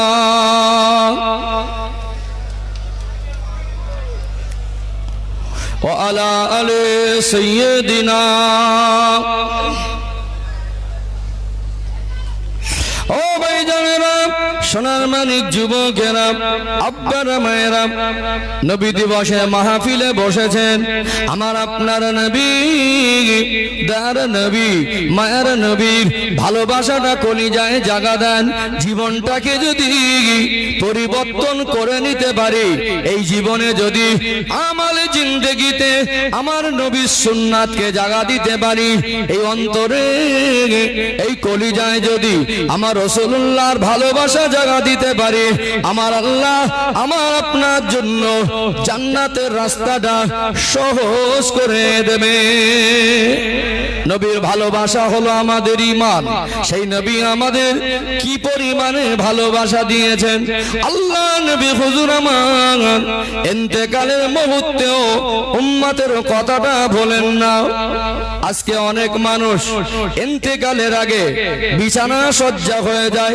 অসুস্থ হয়ে যায় রোগাক্রান্ত হয়ে যায় আর সমাজের কিছু মানুষ এই অসুস্থ মানুষদের দেখে অনেক রকম টিটকারি করে কি করে না অনেক রকম টিটকারি করে অনেকে কটূক্তি করে পাপের ফল এটা বলা যাবে না পড়লো আর মরলো মনে করে ওটা ভালো মরণ না আল্লাহ পাক কাউকে ইন্তেকালের আগে অসুস্থতা দেন রোগ দেন বিমার দেন বিছানা সজ্জা করে দেন আল্লাহ ভালোবেসে তাকে সুযোগ দেন তাকে তওবা করা আল্লাহর কাছে ক্ষমা চাওয়ার জন্য আল্লাহ তাকে সিগন্যাল দিয়ে পবিত্র করে কাছে ডাকার জন্য ওটা পরীক্ষা স্বরূপ রহমত স্বরূপ দেন জোরে বলুন জোরে বলেন ও ভাইজানেরা সোনার মানিক যুবকেরা আব্বারা মায়েরা নবী আমার আল্লাহ পাকের সবথেকে পেয়ারা আমার আল্লাহ যদি আমার আপনার নবী দার নবী মায়া নবীকে না বানাতেন কুল কায়নাত বানাতেন না সেই নবীকে আমার আল্লাহ তার সৃষ্টি জগতের মধ্যে সবথেকে বেশি ভালোবাসেন আল্লাহ পাক আরশে আজিমের গায়ে আল্লাহ নাম লিখেছেন ওই নামের পাশাপাশি আমার রাসূলুল্লাহর মধুমাখা নাম মোবারকরা আমার আল্লাহ লিপিবদ্ধ করেছেন জোরে বলুন সুবহানাল্লাহ জান্নাতের গাছের পাতায় পাতায় আল্লাহর নাম ওই নামের পাশে আমার নবীর নাম জান্নাতের দরজা চৌকাঠে আল্লাহর নাম ওই নামের পাশে আমার নবীর নাম ফারিস্তাদের চোখের মনিতে আল্লাহর নাম ওই নামের পাশে আমার নবীর নাম কলেমার মধ্যে আল্লাহর নাম ওই নামের পাশে আমার নবীর নাম আল্লাহ পাক আযানের মধ্যে আল্লাহর নাম দিলেন তার সাথে সাথে আযানের মধ্যে আমার নবীর মধুমাখা নাম মোবারক আছে না নেই আল্লাহ পাক কত ভালোবাসেন আমার আল্লাহ দয়াময় আমার আপনার নবীকে নবীদের জন্য নবী করে ইমামুল আম্বিয়া করেছে প্রত্যেকটা নবীদের সম্মান আছে না নেই আছে না নবীদের সম্মান অনেক বেশি উম্মতরা নবী বলে মেনেছেন এক একটা নবীর এক এক রকম কলেমা ছিল লা ইলাহা ইল্লাল্লাহু আদামু সাফিউল্লাহ তো নবীদের জন্য আল্লাহ একটা কলেমা দিলেন লা ইলাহা ইল্লাল্লাহু মুহাম্মাদুর রাসূলুল্লাহ সব নবীরও নবী আছে আমার নবীর কোনো নবী নেই আমার নবী হলেন নবীদেরও নবী নবী আমার যেদিন মেরাজের রাতে মসজিদে আকসা বাইতুল মুকাদ্দাসে গেলেন আল্লাহ দয়াময় সমস্ত নবী রাসূলদের সঙ্গে আমার আপনার নবীকে দেখা করিয়ে দিলেন জোরে বলুন সুবহানাল্লাহ বাইতুল মুকাদ্দাস মসজিদে আকসা এখানে নবী আমার মেরাজের রাতে গেলেন আল্লাহ পাক সমস্ত নবীদেরকে ওখানে হাজির করালেন এমন সময় হুকুম হলো 2 রাকাত নামাজ হবে। নামাজ যদি 2 রাকাত হয়, জামাত সহকারে হয়, বলুন তো দেখি একজন ইমাম দরকার হবে কি হবে না? কে ইমাম হবে? সব তো নবীরা। কোন নবী ইমামতি করবেন? আমার আল্লাহ দয়াময় আমার আপনার নবীকে এত বেশি ভালোবাসেন। আল্লাহ পাক বলেন, ও হযরতে জিবরাইল, আজকে সমস্ত নবীরা একসাথে জামাত করে নামাজ পড়বে, একজন ইমাম দরকার। আমার প্রিয় হাবিব, আমার দয়ার নবী, নূর নবী, আমার রাসূলকে আল্লাহ পাক ইমাম নিযুক্ত করলেন। জিবরাইল আলাইহিস সালাম বললেন, ইয়া রাসূলুল্লাহ, ইয়া হাবিবাল্লাহ, হুজুর আপনি যান ইমামতির জায়গায় গিয়ে দাঁড়ান। আজকে নবীদের নিয়ে 2 রাকাত নামাজ হবে, আর নবীদের নিয়ে যিনি ইমাম হয়ে নামাজ আদায় করবেন তিনি অন্য কেউ নয়, তিনি হলেন আপনি। আমার আল্লাহ আজকে নবীদের জামাতে আপনাকে ইমাম নিযুক্ত করেছে। আমার নবী ইমামতির জায়গায় গেলেন, ইমাম হয়ে নামাজ আদায় করলেন। আমার নবীর লকব হলো ইমামুল আম্বিয়া। জোরে বলুন, নবীদেরও ইমাম। সেই নবী আমার ইন্তেকালের আগে অসুস্থ হয়েছিলেন। সেই নবী আমার ইন্তেকালের আগে অসুস্থ হয়েছিলেন। আল্লাহর নবীকে আল্লাহ পাক গুনাহ থেকে পবিত্র করেছিলেন। জোরে বলুন, নবীদের জীবনে কোনো গুনাহ নেই। আমরা গুনাহ করি আর আল্লাহ ক্ষমা করে দেন, এবং নবীদের আল্লাহ ক্ষমা করেছেন এমন কিছু নয়, নবীদেরকে আল্লাহ নিষ্পাপ করেই দুনিয়ায় পাঠান। জোরে বলুন, নবীদের গোনা অপশন নেই, নবীদের গোনা হয় না। নবীরা হলেন নিষ্পাপ, মাসুম, কুল্লু নবিয়্যিন মাসুম। আল্লাহ পাক সমস্ত নবীকে গোনা থেকে পাক করেছেন। জোরে বলুন, আমার আপনার নবী আল্লাহর সবথেকে পেয়ারা, আল্লাহ পাকের সবথেকে আদরের, আল্লাহ পাক তানাকে সবথেকে বেশি ভালোবাসেন। সেই নবী আমার ইন্তেকালের আগে অসুস্থ হয়ে গেলেন। টানা 13 থেকে 14 দিন অসুস্থ। জ্বর হলো আমার রাসূলের, জ্বরের মাত্রা বাড়তে থাকে, এত বেশি গায়ে জ্বর। নবী আমার কয়েকটা দিন যাবার পরে আস্তে আস্তে আল্লাহ নবী দুর্বল হয়ে গেলেন। আমার আপনার নবী হলেন মদিনার মসজিদে নববী শরীফের ইমাম। আযান হয়ে যেত, সাহাবায়ে কেরামেরা সোনার দোকানগুলো খুলে রেখে, কাজকর্ম ফেলে রেখে, সব কাজ বাদ রেখে ছুটে ছুটে আসতেন আমার রাসূলুল্লাহ ইমাম আমার নবীর পিছনে নামাজ আদায় করতেন। তারা কত সৌভাগ্যবান, আমরা নামাজ আদায় করি, একজন আলেম একজন ইমাম হয়, একজন মাওলানা ইমাম হয়, একজন হাফেজ, একজন কারি, একজন মুফতি ইমাম হয়। সাহাবারা নামাজ পড়তেন, ইমাম হতেন আমার আপনার দয়ার নবী। সাহাবাদের কপাল, সাহাবাদের নসিব কত বড়, আমার রাসূলুল্লাহর পিছনে নামাজ আদায় করে তারা খুশি হতেন। তারা মনে মনে করতেন আমাদের নামাজ আল্লাহ পাকের দরবারে কবুল হয়ে গেছে। কাবা শরীফের ইমাম যদি আপনাদের এই রামনগরে, নূরপুরে আসে বা ডায়মন্ড হারবারে আসে, লোক বেশি হবে না কম হবে? একটু হাহুদান না, বেশি হবে না? আল্লাহর কাবা ঘরে নামাজ পড়া ইমামের সম্মান আছে না নেই? আছে না? এখন যারা হজ পাকে যান তারা নামাজ পড়ে আসেন, ওই ইমাম যদি এখানে সংবাদ আসে, আমার মনে হয় দক্ষিণ 24 পরগনার 1/3 অংশ লোক সরো হয়ে যাবে এক ওয়াক্ত নামাজ কাবার ইমামের পিছনে পড়ার জন্য। ও আমার রাসূল যদি হায়াতে থাকতেন, আর আজকে আমার নবী যদি এই ভারতবর্ষের জমিনে কোথাও আসতেন, এত বড় মাঠ মনে হয় ভারতবর্ষে খালি নেই যেখানে মনে জায়গা দেওয়া যাবে। পৃথিবীর মানুষ দেওয়ানা হয়ে পাগলের মতো 1 বছর আগে থেকে গিয়ে মনে হয় জায়গা নিয়ে অনেকে বসে থাকতো না। আমার রাসূলের পিছনে ইক্তেদা করে নামাজ পড়া, এটা একটা সৌভাগ্যের না? কিছু মানুষ আছে দেখবেন ইমামের পিছনে কাঁটি মারে, কিছু মানুষ আছে দেখবেন ইমামদের পিছনে বদনাম করে, আছে না? ইমামের প্রতি অভক্তি রেখে, ইমামের পিছনে দুশ্মনী করে, ইমামের ছোট বড় বদনাম দিয়ে, ইমামের প্রতি অভক্তি রেখে দুশ্মন মনে করে নামাজ পড়বেন, আপনার নামাজ কিন্তু শুদ্ধ হবে না। ইমামরা হলো সম্মানের জিনিস, সম্মান করবেন ইনশাআল্লাহ। মরে গেলে আলেম লাগে না? কে আলেম লাগে না? মরে গেলে বিয়ে পড়ানোর সময় আলেম লাগে না? আলেমদের সম্মান করবেন। আল উলামা ওয়ারাসাতুল আম্বিয়া, আলেমরা হলো নবীর ওয়ারিস। জোরে বলুন। যারা আলেম তারা হলো আমার রাসূলের ওয়ারিস। তাদের সঙ্গে বেয়াদবি করলে ফলাফল কিন্তু ভালো হবে না। ও ভাইজানেরা, সোনার মানিক যুবকেরা, আব্বারা মায়েরা, আমার আপনার নবী তিনি অসুস্থ হয়েছিলেন। আমার রাসূল অসুস্থ অবস্থায় তিনি ইমামতি করে নামাজ আদায় করছেন। আল্লাহ নবী জানতেন আমি যদি দেরি করে, আমি অসুস্থ বলে যদি মসজিদে না যাই তাহলে কেউ ইমামতি করবে না।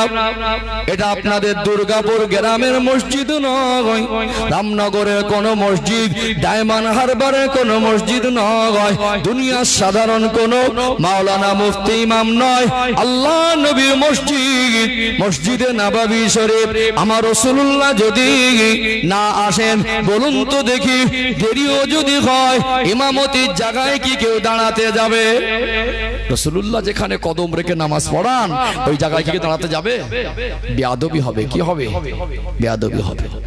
দুনিয়ার ইমামদের সম্মান একরকম, আর আমার রাসূলের সম্মান আল্লাহ সৃষ্টি জগতের মধ্যে শ্রেষ্ঠ করেছেন নামাজের জন্য। দুনিয়ার ইমামকে ডেকে তোলা যাবে, আল্লাহ রাসূলের হুজরা মোবারকে গিয়ে নামাজের জন্য ডাকা যাবে না। এটা হলো শরিয়াত। এটা হলো শরিয়াত। আমার নবী যে নামাজ প্রতিষ্ঠিত করেছেন, সোনার দোকান খুলে রেখো নবীর পিছনে নামাজে দাঁড়াতেন, সেই নবীকে নামাজের জন্য ডাকার কোনো প্রয়োজন হবে না। দুনিয়ায় সাধারণ মসজিদে আজান হলে আর জামাতের একটা মিডিলে একটা টাইম থাকে না, গ্যাপ 15 মিনিট 20 মিনিট। এখন ফজর আজান হয়ে গেল, মনে করুন ইমাম সাহেব রাতের বেলা কোথাও বিয়ে পড়াতে গিয়েছিল বা কোথাও কোনো জলসা মাহফিলে গিয়েছিল, ফিরতে ভোর হয়ে গেল, আধ ঘন্টা বা 1 ঘন্টা আগে সে ঘুমিয়েছে। আর ওই সময় ফজরের আজান দিয়েছে মুয়াজ্জিন, খুব গভীর ঘুমে আছে। এরকমও তো হতে পারে ঘুম ভেঙে গেছে আবার ঘুমিয়ে পড়েছে। অনেক সময় মুয়াজ্জিন গিয়ে 10 মিনিট বাকি দেখলো হুজুর উঠিনি, হুজুর ওঠেন, জামাতের সময় হয়ে ডাকে না। দুনিয়ার ইমামকে ডাকা যাবে, রাসূলকে ডাকা যাবে না। আর ডাকার প্রয়োজনও নেই। কারণ কি জানেন? আমাদের ঘুম আর নবীর ঘুম এক নয়। আমরা ঘুমালে আমাদের ঘুমে ওযু নষ্ট হয়ে যায়। আল্লাহ নবীর ঘুম আর সাধারণ মানুষের ঘুমটা এক নয়। আমাদের ঘুম আর রাসূলের ঘুম এক নয়। আল্লাহ নবীর ঘুমটা হলো ঘুম মোবারক। তিনি জাগ্রত অবস্থায় যেটা শুনতেন আর উপলব্ধি করতেন। আল্লাহর নবী ঘুমিয়ে থাকলেও সেটা শুনতেন আর উপলব্ধি করতেন। আমার রাসূলুল্লাহর হুজরা মোবারক ঘরটা তো এত দূরে নয়। আম্মা জান হযরত আয়েশা সিদ্দিকা রাদিয়াল্লাহু আনহার ঘরটা তো এত দূরে নয় যে আজান শোনা যাবে না। আমার রাসূলুল্লাহর মহব্বতের সাহাবী হযরত বেলাল রাদিয়াল্লাহু আনহু যখন আজান দিতেন, আম্মা জান হযরত আয়েশা সিদ্দিকা রাদিয়াল্লাহু আনহার হুজরা মোবারকে স্পষ্ট শোনা যায়। আল্লাহ নবী হুজুর আমার এতটা অসুস্থ, ইন্তেকালের আগে 13-14 দিন অসুস্থ হয়েছিলেন। এতটা অসুস্থ, আজকে জ্বরের মাত্রা অনেক বেশি। এমন সময় মদিনার মসজিদে নববী শরীফে হযরত বেলাল রাদিয়াল্লাহু আনহু আযান দিয়ে দিলেন। আযান হয়ে গেলে আজকে আমরা চায়ের দোকানে আড্ডা দেই, আযান হয়ে গেলে বন্ধু বান্ধব নিয়ে অনেকে গাঁজার আসরে, অনেকে গল্পর আসরে, অনেকে বিড়ি আর খৈনি ডোলায় ব্যস্ত। সাহাবারা আযান হয়ে গেলে দেওয়ানা হয়ে যেতেন। নামাজ তো পড়বো ঠিকই, আগে আগে যাব, আল্লাহ নবীর কাছাকাছি দাঁড়াবো, পাঁচ কাতারে জায়গা নেব। আমার রাসূলুল্লাহর পিছনে নামাজ পড়ে এতটা মজা পেতেন, এতটা তৃপ্তি পেতেন। আমার নবী যে নামাজ আদায় করতেন, আমার রাসূলুল্লাহর নামাজের মধ্যে সুন্নাত আছে না নেই? খাওয়াতে সুন্নাত আছে, শোয়াতে সুন্নাত আছে, ওযুতে সুন্নাত আছে, গোসলে সুন্নাত আছে, চলাতে সুন্নাত আছে, বলাতে সুন্নাত আছে, ঘুমেতে সুন্নাত আছে, ব্যবসাতে সুন্নাত আছে। আমার রাসূলুল্লাহ নামাজেও সুন্নাত আছে না নেই? যে কেরাত পড়ি, ওই কেরাতের সুন্নাত তরিকা হলো কেরাতটাকে আল্লাহ নবী হুজুর আমার তিন রকম ভাবে কেরাত করেছেন। একটা হলো তেওয়ালে মুফাসসাল, একটা হলো কিসারে মুফাসসাল, আর একটা হলো আওসাতে মুফাসসাল। তেওয়ালে মুফাসসাল এটা হলো লম্বা কেরাত। আল্লাহ নবী ফজরে আর জোহরে লম্বা কেরাত পড়তেন। কোরআনুল কারীমের ছোট ছোট আয়াত বিশিষ্ট সূরাগুলো আল্লাহ নবী যখন তেলাওয়াত করতেন, প্রথম রাকাতে ফজরের নামাজে 20 আয়াত থেকে 30 আয়াত পড়ে দিতেন। ছোট ছোট আয়াত হলে 30টা আয়াত প্রথম আয়াতে প্রথম রাকাতে, পরবর্তীতে প্রথম রাকাত পুরো করে দ্বিতীয় রাকাতে নবী আমার 20টা আয়াত তেলাওয়াত করতেন।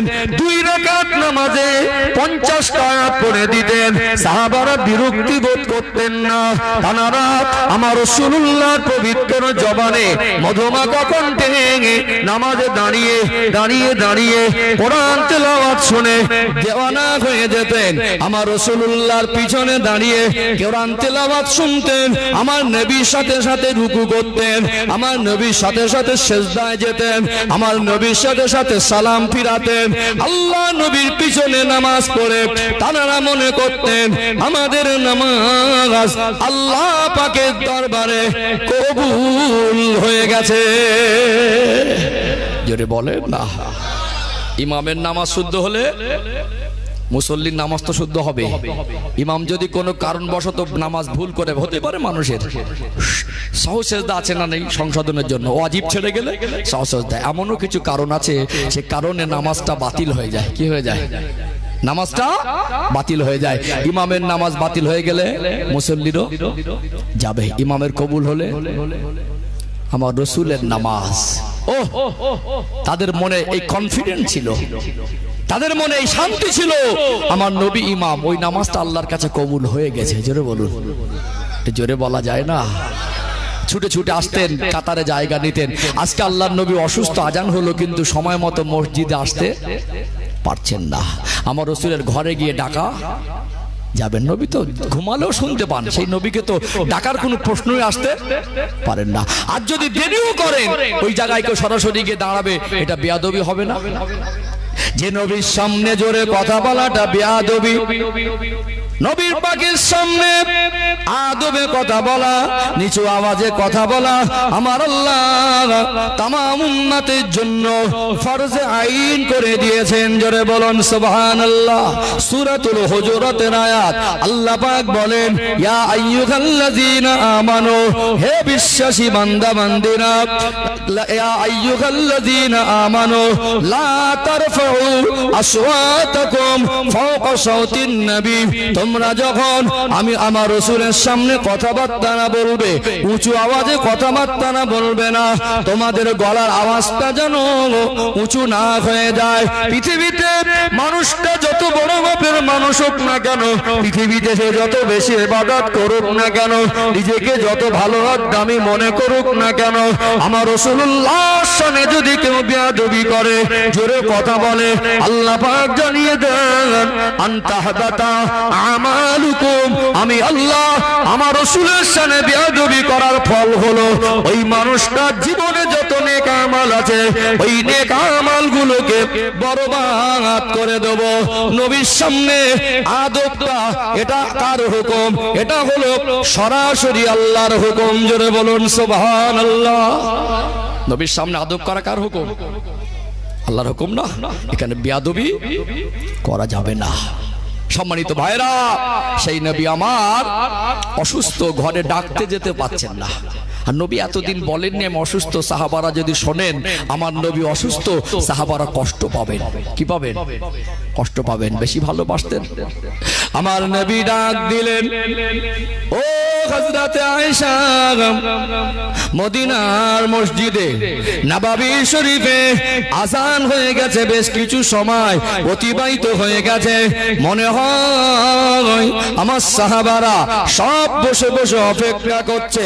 আজ এতটা অসুস্থ বোধ মনে হচ্ছে, জ্বরের মাত্রা এত বেশি, দুর্বল হয়ে গেছি। আজ মনে হয় হেঁটে হেঁটে গিয়ে নামাজ পড়াতে পারবো না। আল্লাহ নবী হুজুর আমার বিছানা সজ্জা অসুস্থ। আম্মা জান হযরতে আয়েশা সিদ্দিকা রাদিয়াল্লাহু আনহার হুজরা মোবারকে আল্লাহ নবী অসুস্থতা দেখে আম্মা জান হযরতে আয়েশা সিদ্দিকা রাদিয়াল্লাহু আনহা আল্লাহ নবীর কপাল মোবারকে হাত দিলেন। শরীরের টেম্পারেচার অনেক হাই, জ্বরের মাত্রা অনেক বেশি। একটা কাপড় ভিজিয়ে আমার রাসূলুল্লাহ কপাল মোবারকে দিয়ে দিলেন। সাহাবারা সব বসে আছেন, অপেক্ষা করছেন, কেউ ইমামতির জায়গায় যান না। সবাই মনে মনে করছেন আমার নবী এসে যাবেন, আমার নবী আসবেন। আল্লাহ নবী কিছু সময় বলে বললেন, ও হযরতে আয়েশা বলেন না আমার সাহাবারা কি করছে? ইয়া রাসূলুল্লাহ, ইয়া হাবিবাল্লাহ, মনে হয় কেউ নামাজ পড়ে না, সব আপনার জন্য বসে আছে। আল্লাহ নবী আজ অসুস্থ অবস্থায় নামাজ পড়াতে যেতে পারছেন না। আমার রাসূলুল্লাহর নূরের চোখ থেকে টপ টপ টপ টপ করে পানি টুসা গড়িয়ে যায়। আম্মা জানকে ডেকে বলেন, ও হযরতে আয়েশা, জান জান কোন রকমের সংবাদ দেন, নামাজটা হলো আল্লাহর হুকুম, আমি আর হেঁটে যেতে পারবো না, নামাজ পড়ানোর মতো শরীরে আর ক্ষমতা নাই। আপনার আব্বা জান হযরত আবু বকরকে গিয়ে বলে দেন তিনি যেন ইমামতি করে নামাজটাকে পড়িয়ে দেন। আম্মা জানের চোখ ভরা পানি।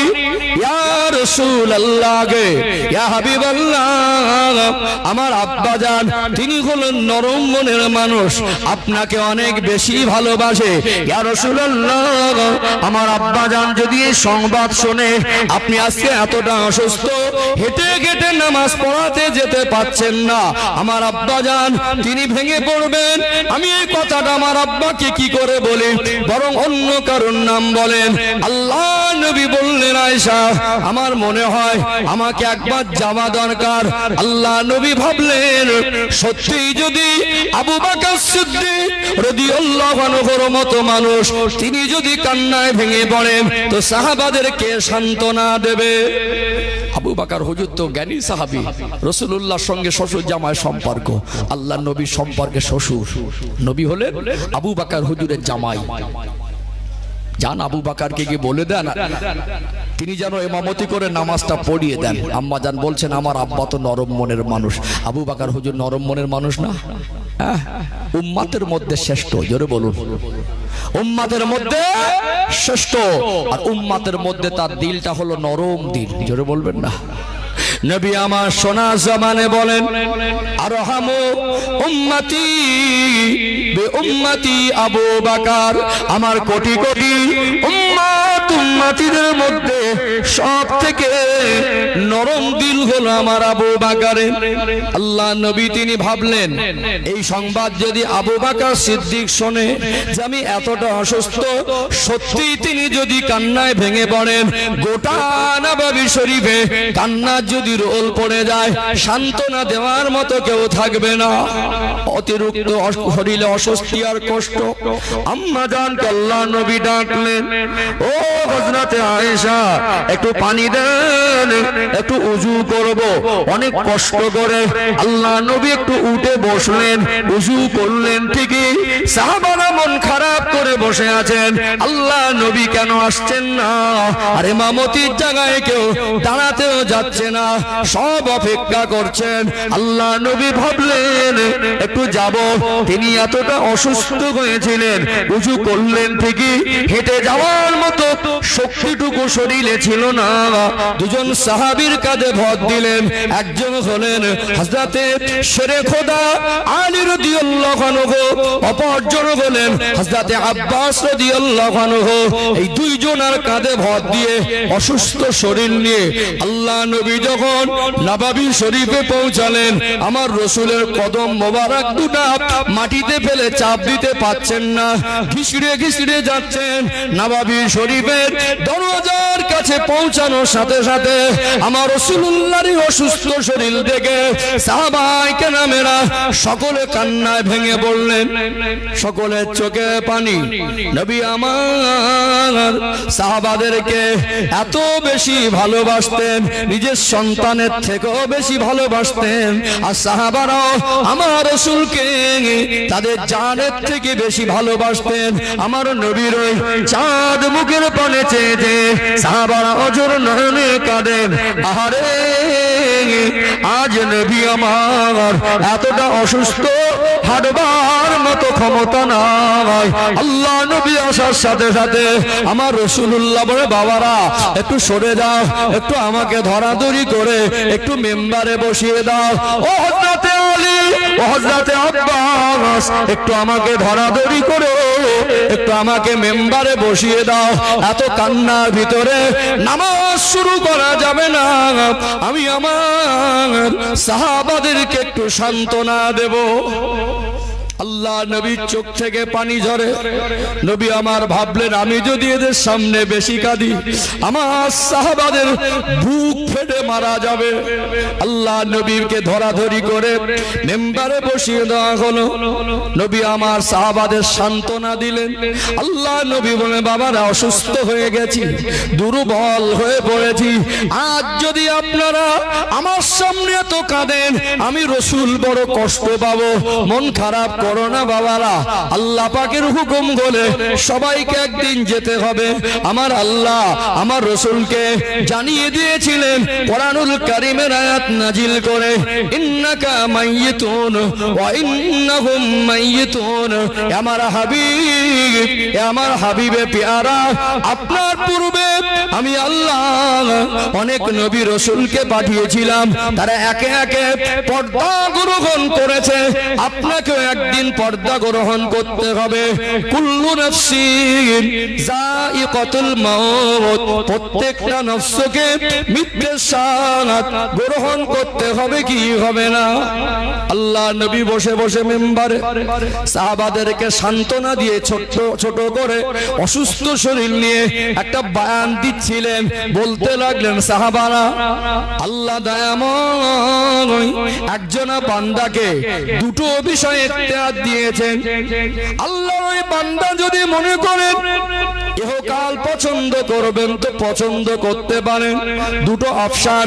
তিনি যদি মনে করেন পরকাল পছন্দ করবেন তো পছন্দ করতে পারেন। আল্লাহর নবী বললেন, সাহাবারা আল্লাহর এই বান্দা পরকালটা পছন্দ করে নিয়েছেন। এই কথা বলার সাথে সাথে হযরত আবু বকর সিদ্দিক রাদিয়াল্লাহু আনহু কেঁদে উঠলেন।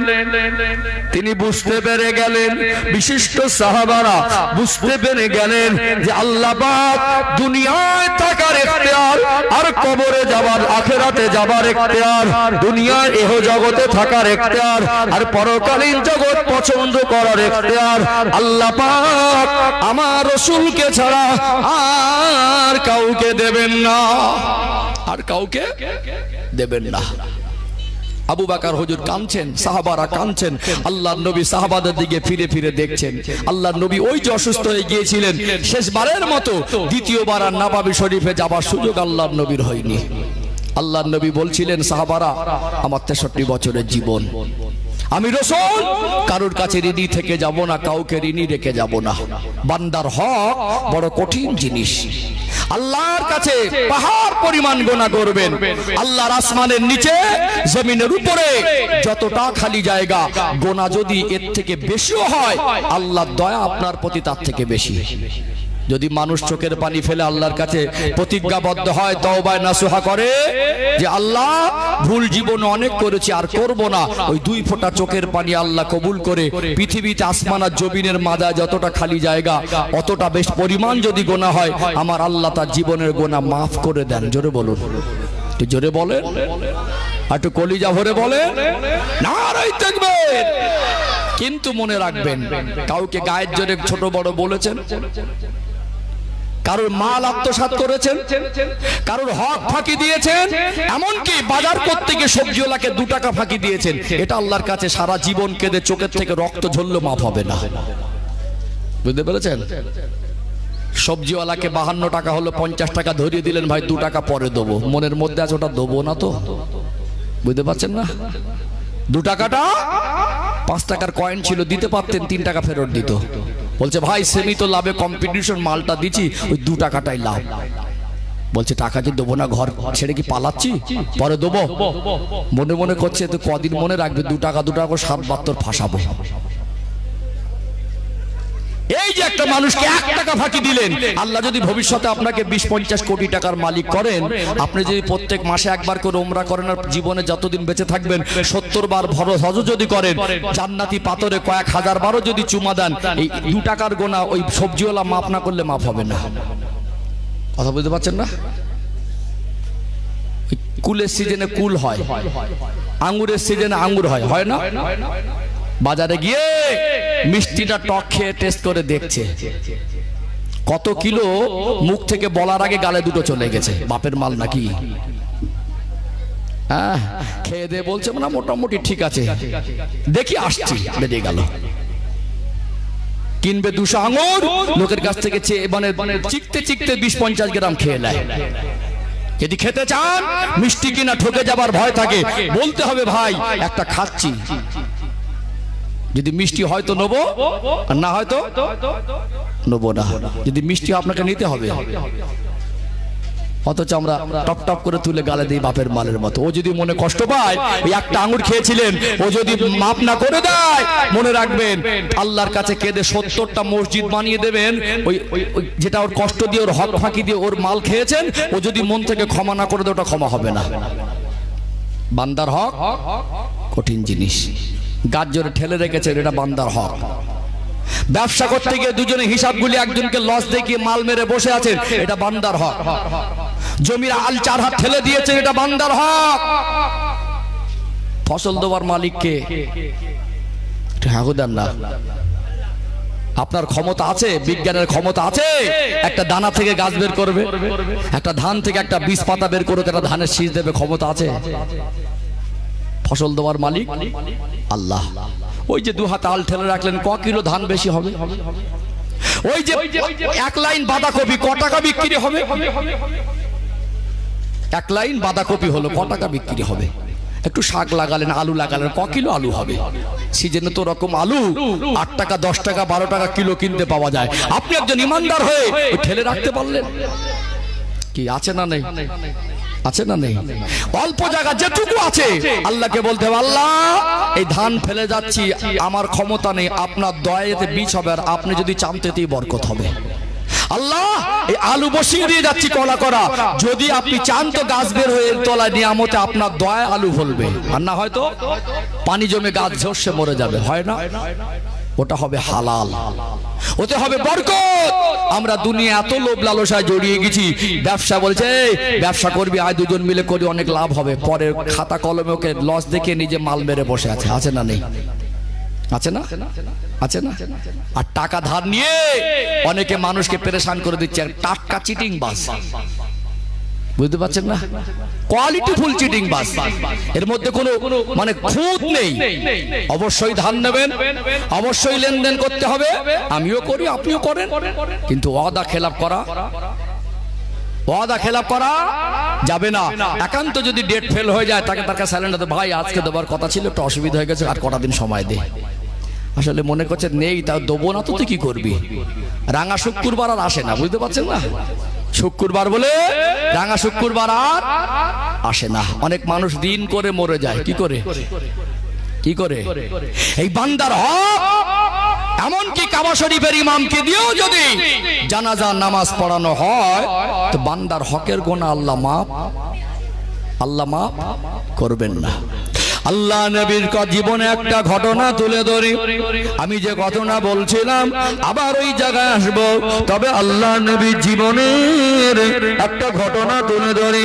আল্লাহ নবীর কাছে একজন সাহাবী আসলেন।